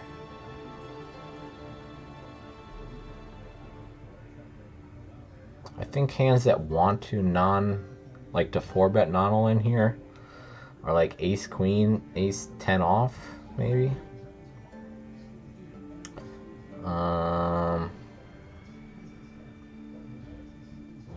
Like king 10 suited. You don't want to have a jack in your hand. I think that's like a... is that true?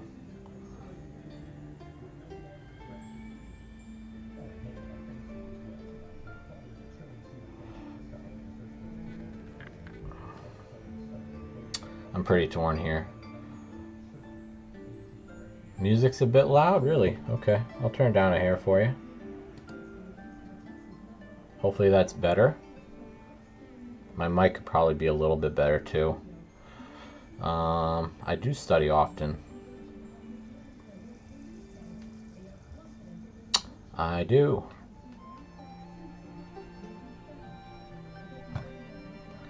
I've been playing for about 7 years now, almost. And I've pretty much been studying the entire time.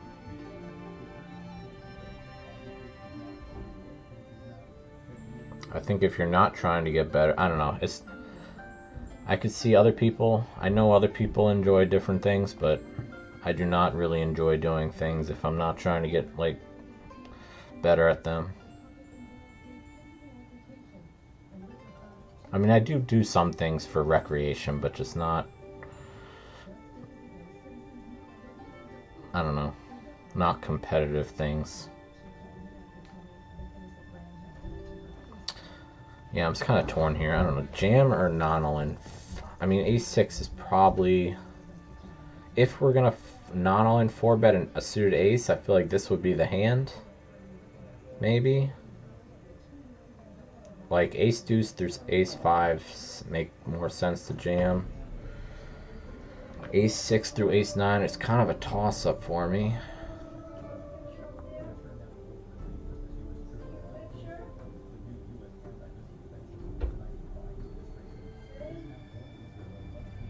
These are very tight positions as well. It's not like it's late position versus late position here. I could see fold. Oh, on stream. Do I study on stream? Sometimes. Every once in a while on like a Tuesday I'll study on stream. I try to upload some of it on YouTube, but been a little like it's not the most interesting content usually. Like I don't feel like most people, I don't know. I'm not even gonna start talking about that actually. So you would fold here, huh? I could definitely see that. I could see all these options. Fold, shove, 4-bet. We'll go with a fold. Hey, you're right, okay. Very nice. Okay, shove is really bad here. Doesn't even say the 4-bet option. Let's see. Let's see what kind of hands we're working with here. So I was right about the wheel aces, okay. So these were the hands I was up in the air about. It looks like they're pretty close. The 4-bets do come from King 10 suited. Okay, I thought Ace 10 off would be in there, but King Jack, King 10 like it a little more, I guess. Is that because it's actually nice to not have an ace because so many of Hijack's bluffing hands have an ace? Is that what's going on? Like if we 4-bet, we get all these ace-x to fold, but there's also a lot of king-x, so kind of seems split. I guess ace-queen off is like a lot of combos, so that could be like the deciding factor maybe, because there's 12 combos of ace-queen off, but ace-jack suited there's only 4. Ace-6 suited there's only 4, and they're not even playing them all the time. So good fold, very nice. Let's see if we can get anything else out of this.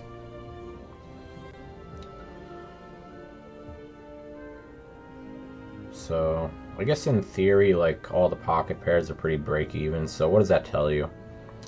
Well, we could probably fold 9s or even, yeah, probably 9s, even maybe even 10s versus a tighter player, and versus someone who's going crazy with 3-bets. We can just jam every single pocket pair.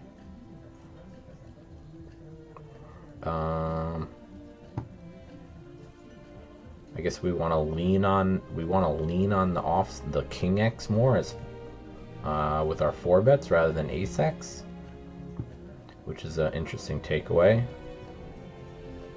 And I think it's literally because of this Ace Queen off combo, because it represents so many hands.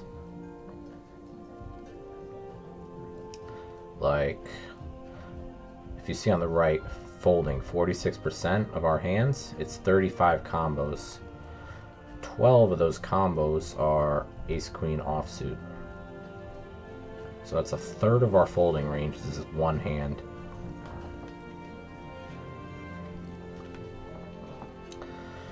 And then there's a lot of other aces. That'll fold, so I guess it makes some sense while we're leaning on the King X as 4 bets rather than the Ace X like I thought. I thought Ace 10 would get in there as a 4 bet for some reason. I feel like I've seen other spots but where you do use Ace 10, but maybe in later position battles. Alright.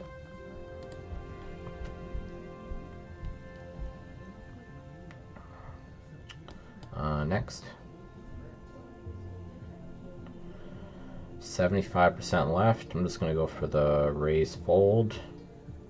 I think we can open jam Ace 9, Ace 8 here. Offsuit. We'll see though. Oh, it wants to jam Ace 7, really. I guess because, like, I mean, we're effectively 19 big blinds versus small blind, but maybe it's some kind of like averaging effect where because the big blind's 11 and we're, I don't know. I thought it was just Ace 9, Ace 8 off as jams. Oh wow, even these two. I knew these were jams. I knew the low suited Ace X were jams. I knew the low pocket pairs were jams. So pretty much just these bottom offsuit Ace X I didn't realize were jams. Jack 10 off I probably wouldn't have jammed either. King Jack, King Queen. Those are interesting. I wonder in what situation these would be like really good jams. Maybe if the big blind is very aggressive post flop. Maybe if they defend versus a open too much.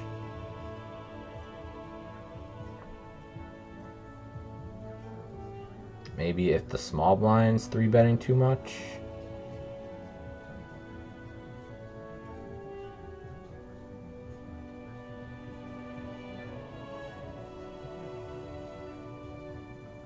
Maybe if they're calling off too tight.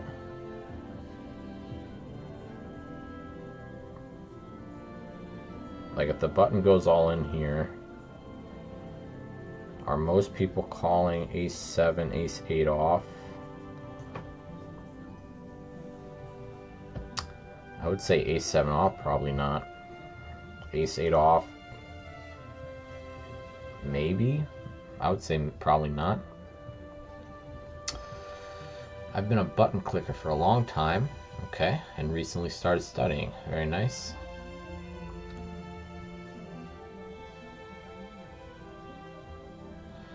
So I find these solver ranges kind of rough to implement, especially on lower stakes, where there are mostly either no bluffs or absolute spews.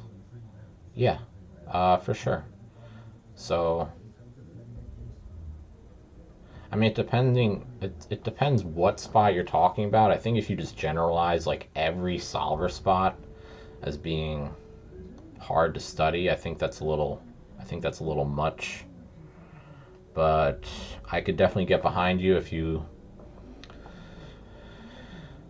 like mention specific spots. I surely, like, there's plenty of spots that are like very tough to implement, and I completely agree with you. And I also agree with you that no one's playing, especially at low stakes, even close to how like a solver would play. Because obviously they wouldn't be low stakes very long if they were playing this well. So I know what you're saying. It's very important to take good notes. And for example, right, so let's say you have somebody who is playing very poorly, whether it's too aggressive or too passive, and you have the understanding of how a spot should be played in theory. So let's try to think about something here.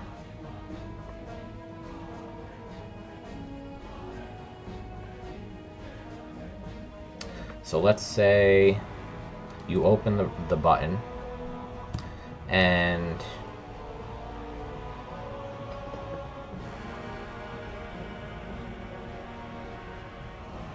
this is not the best spot because we're short stacked.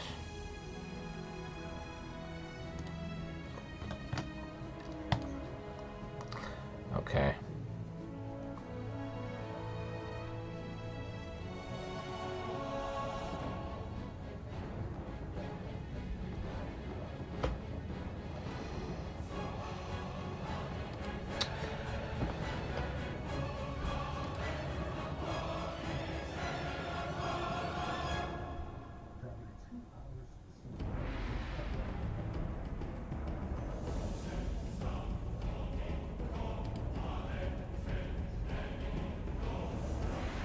So I was going to originally address 3-betting.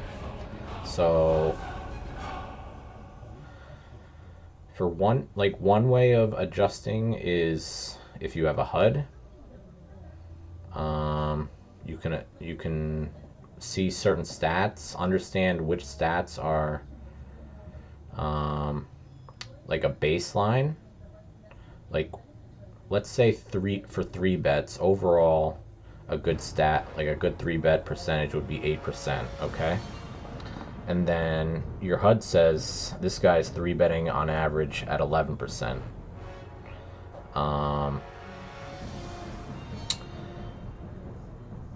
You need to, it helps to understand in theory the original range you should play, because if you know that range and you know that this guy's 3-betting too much, well, what am I going to do?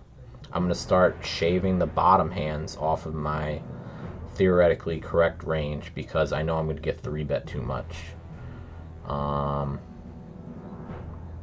then I'm also going to react to the 3-bet differently. If I know they're 3-betting with a very wide range compared to like maybe a balanced range with like a good amount of value to bluffs, they have mostly bluffs. What am I going to do? I'm going to, depending if I'm in position or out of position, I might start 4-betting more. I might start jamming more. But when you think about doing something more or doing something less, it's generally based off of a theoretically correct range that you want to implement. So if you don't have a baseline to go off of, just because you know you want to go tighter, you want to go looser versus this specific player, tighter than what? Looser than what? You need some kind of baseline to go off of when you start making adjustments, because otherwise you're kind of always guessing a little bit. And I mean, you're always guessing, don't get me wrong. Like you're playing a game with incomplete information. We don't know what 2 cards our opponent has, what they could have. It's always a toss-up. Yeah, you could definitely end up if you're not adjusting properly, you're over-adjusting. You could definitely be hurting yourself more than helping yourself if you're not careful. But yeah, I think studying theory gives you that baseline, so that when you come across these exploits that you want to implement, you know, okay, so I have the baseline of theory to go off of. If they're aggressive, I want to maybe dial back how much I open versus them. I want to, if they're passive, maybe I want to play more hands. I want to, because they're going to fold the flop too much. They're going to fold the turn too much. They're not going to raise pre-flop. So what am I going to do? I'm going to add more hands pre-flop to start attacking a passive player. I'm going to fold more to their check raises, right? So like these are all things all adjustments that you want to make, but if you don't have like an understanding of a place of where you're starting, I mean, it's hard to make those adjustments, I feel like. So I think that's why studying theory is really nice. There's also a lot of like interesting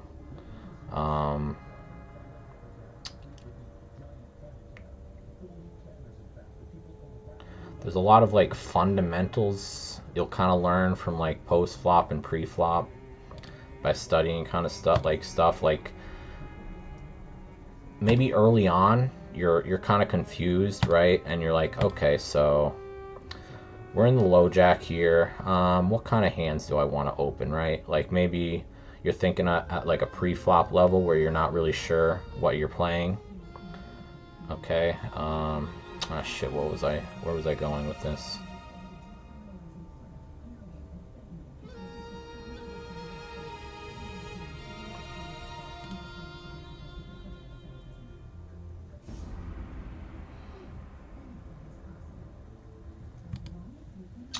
So maybe like, all right, I know what I was saying now. So let's say you're not very confident with opening ranges.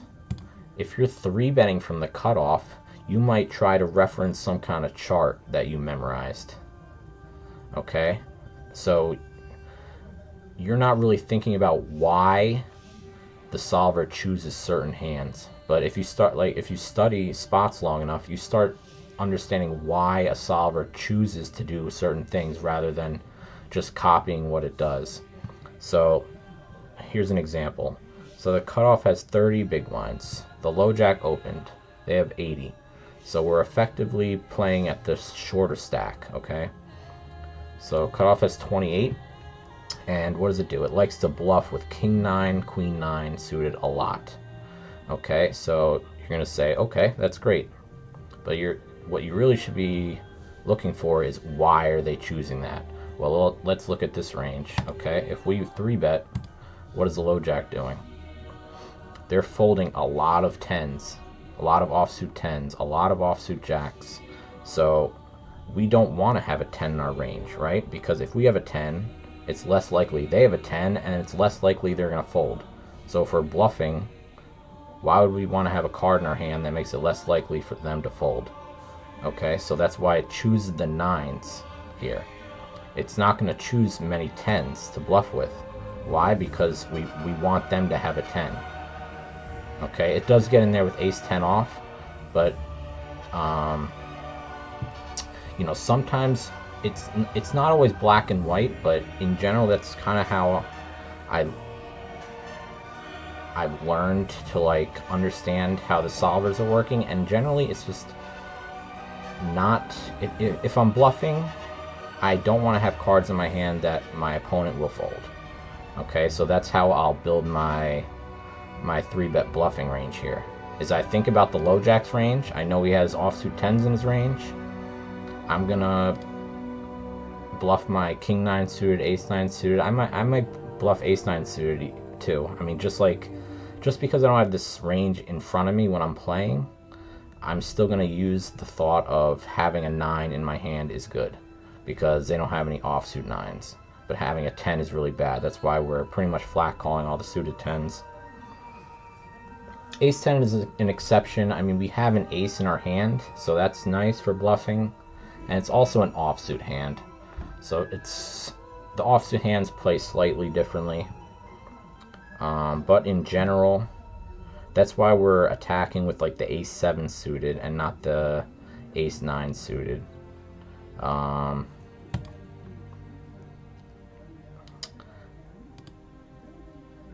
Like generally, if you're just looking at the two ranges and you understand that when you do this range reacts in this way, then you can kind of think about a lot of spots. Instead of just one spot, you can think about tons of different spots and how to think about creating your strategy when you're playing.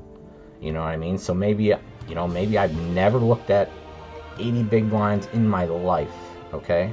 But I've looked at tons of other spots. I know that a cutoff is opening offsuit 9s, right? We're gonna open these offsuit 9 hands, so I guarantee the button's they're gonna start bluffing some suited 8s, some suited 7s. Okay, I don't even, you know, I have looked at these spots, okay, but look, just in general, queen 8, jack 8, 10 8, king 7, all around these hands that aren't blocking the folds.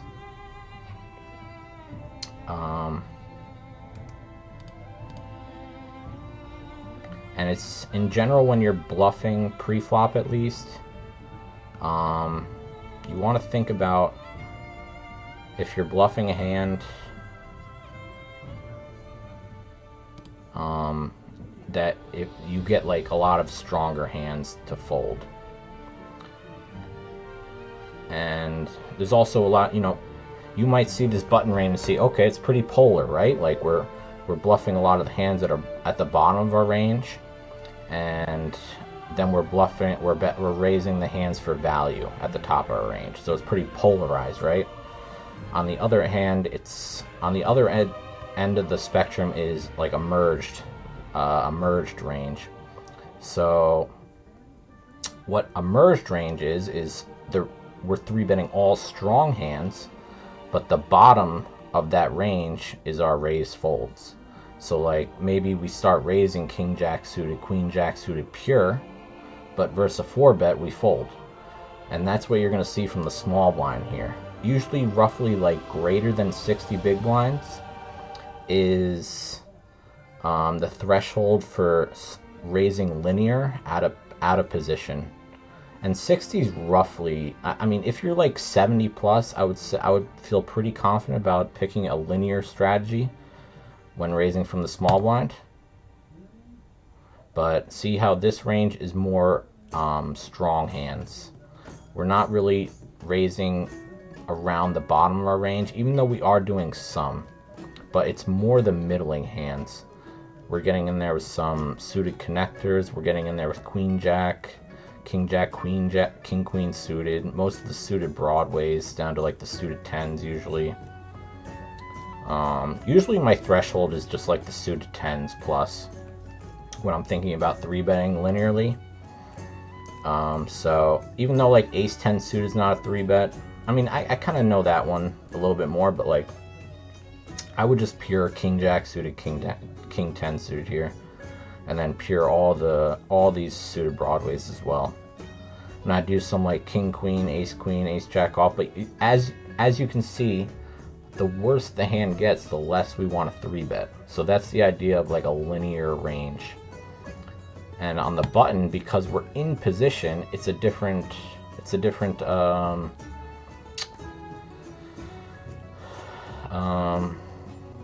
am I trying to say? It's a different dynamic, but because we're in position. So because we value being in position, we take a more polar range. But we don't value being out of position, so we're raising more linear because we're not supposed to see a cutoff jam. Okay, like there is a little bit of 4-betting, but when we raise with that linear range, we should be able to take all the strong hands post flop, at least in theory. Now if you know somebody's jamming like 80 effective versus 3-bets and you take the note of that, I would start raising the small blind more polar, right? Because why would I want to 3-bet fold king queen suited, right? Like queen jack suited, why would I want to risk folding those hands? So that's like, all these different understandings like that you learned from studying theory, I think are really important. Like before even looking at these ranges, I told you I knew this was going to be a polar range and this was going to be a merged range, and I knew that because of the stack depth, and I knew that because of my studies of the difference of in position and out of position 3-betting, and the thresholds that change these dynamics. So let's go to 50. Okay, I think at 50, let's go to 40. 50's better. Like 40 has some jamming. 50 effective. Okay, so without looking here, so now because in response to the 3-bet, the cutoff will jam a good amount. Every single range that's 3-betting is going to be polar. Okay, so see how we take all the bottom hands and we turn them into bluffs from the button here? We were doing that before, but that was because of positional, the aspect of being in position. We want to be in position, so raising is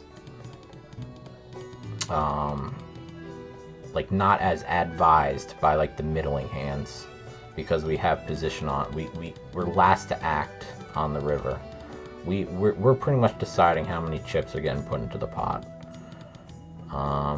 We decide if we see the next street or not, usually.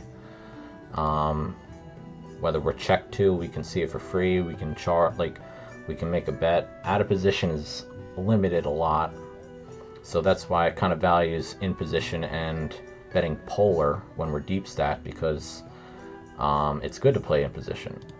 But out of position, we don't want to be, so we want to start raising more and taking the pot down pre-flop, because out of position is disadvantageous to us post-flop, because we're always last to act, or not last to act. We always have in position to act after us. So, you know, it's just a complete different dynamic. But at 50 here, small blinds now, I guarantee going to raise more polar as well, because the cutoff at 50 is now going to jam sometimes into their 3-bet. 50 is also pretty close, because I don't think there's a ton of jamming. Yeah, there's not. So actually the point I was trying to make was probably at 40. 40 is probably the threshold. So yeah, we're pretty polarized here. We're just taking like really bad hands and our like offsuit, like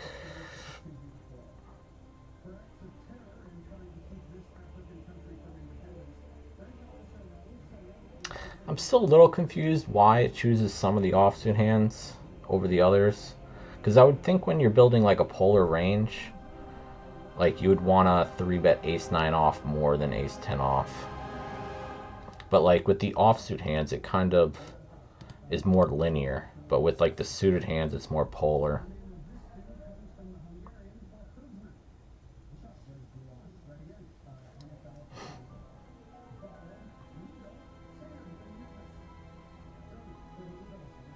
But in general, at 40 versus the 3-bet, cutoff's going to find even not even that many more jams. Maybe let's check out like 35. Still not jamming a ton. I mean, it's a good amount, but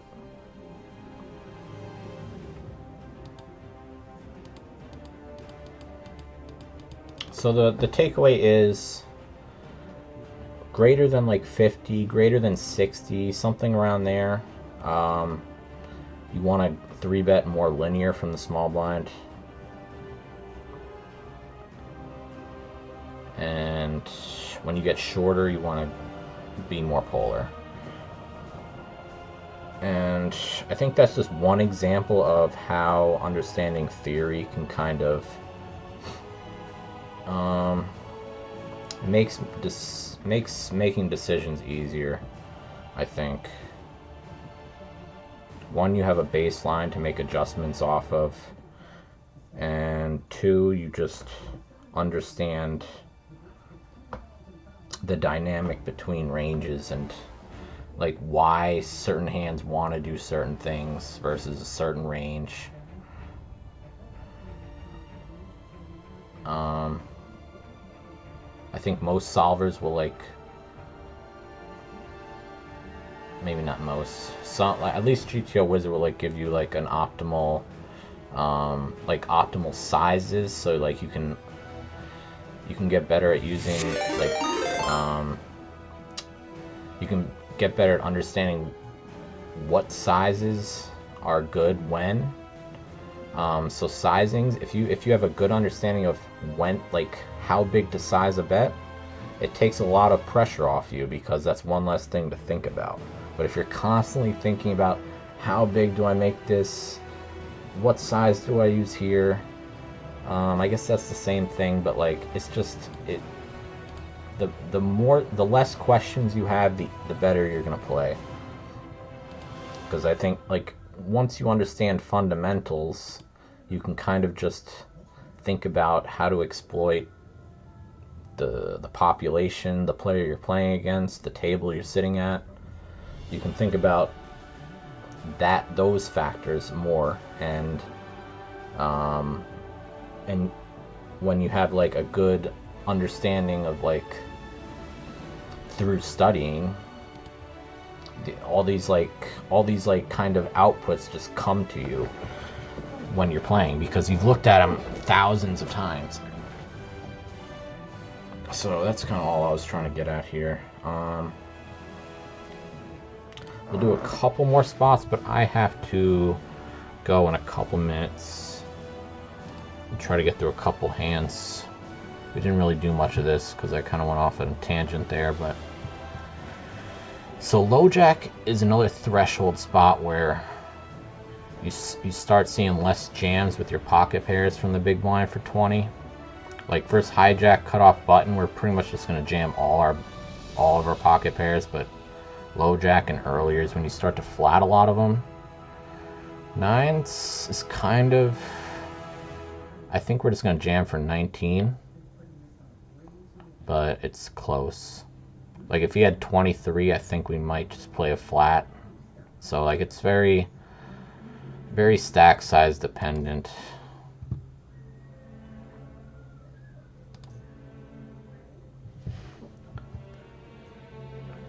Fold that.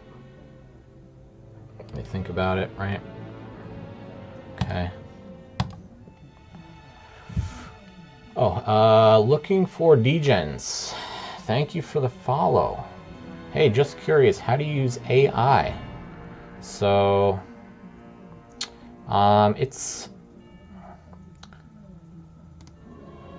so I have the Elite subscription with GTO Wizard. Well, it is very costly, but pretty much their solver uses AI.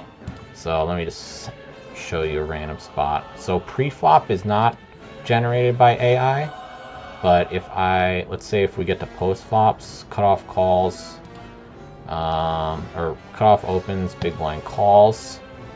See, now we have an option to solve post flop with AI. Okay, so a lot of these like tabs, a lot of these things I reviewed earlier are based on that solver. Some of these are post flops. This is a post flop solve using the AI. So if you go like this, you can alter the ranges and the payout structures. It factors in the payout structures. So you can even look at post flop with ICM adjusted ranges. You create the solution. We'll just do a random flop. All right, and then you can set it up differently, but I really like the one sizing option. I think it's very nice. Once I saw how it decides to size the flop, or like once I dissected all these different spots and kind of understood which sizings get chosen, I completely stopped splitting my sizings on hey, what's up? Oh, you're aware of the GTO Elite? Yeah. Oh no, you're good. You're good. I'm about to go anyway. I have a yoga class, so I do that a couple times a week. I've already been on for a few hours. I mean, I'm happy to have some people watching. Normally when I do these, I get no one, so yeah, I'm very happy to have anybody in here. And you can say whatever you want in the chat, as long as, I guess it's TOS. But yeah, I appreciate every message. Yeah, I really like you understand, when you understand how the ranges interact with each other, and you look at different, like it'll tell you which sizes it prefers based on the ranges at play and the board. And I've kind of figured out most spots, so I pretty much stopped splitting my ranges like a while ago. Like Maybe like a year ago, year and a half ago. Um, I was like splitting my sizes a lot, like especially on the flop. I would have like a small bet and a large bet, and I think this. I just find this just using one size and understanding what size is preferred is like superior.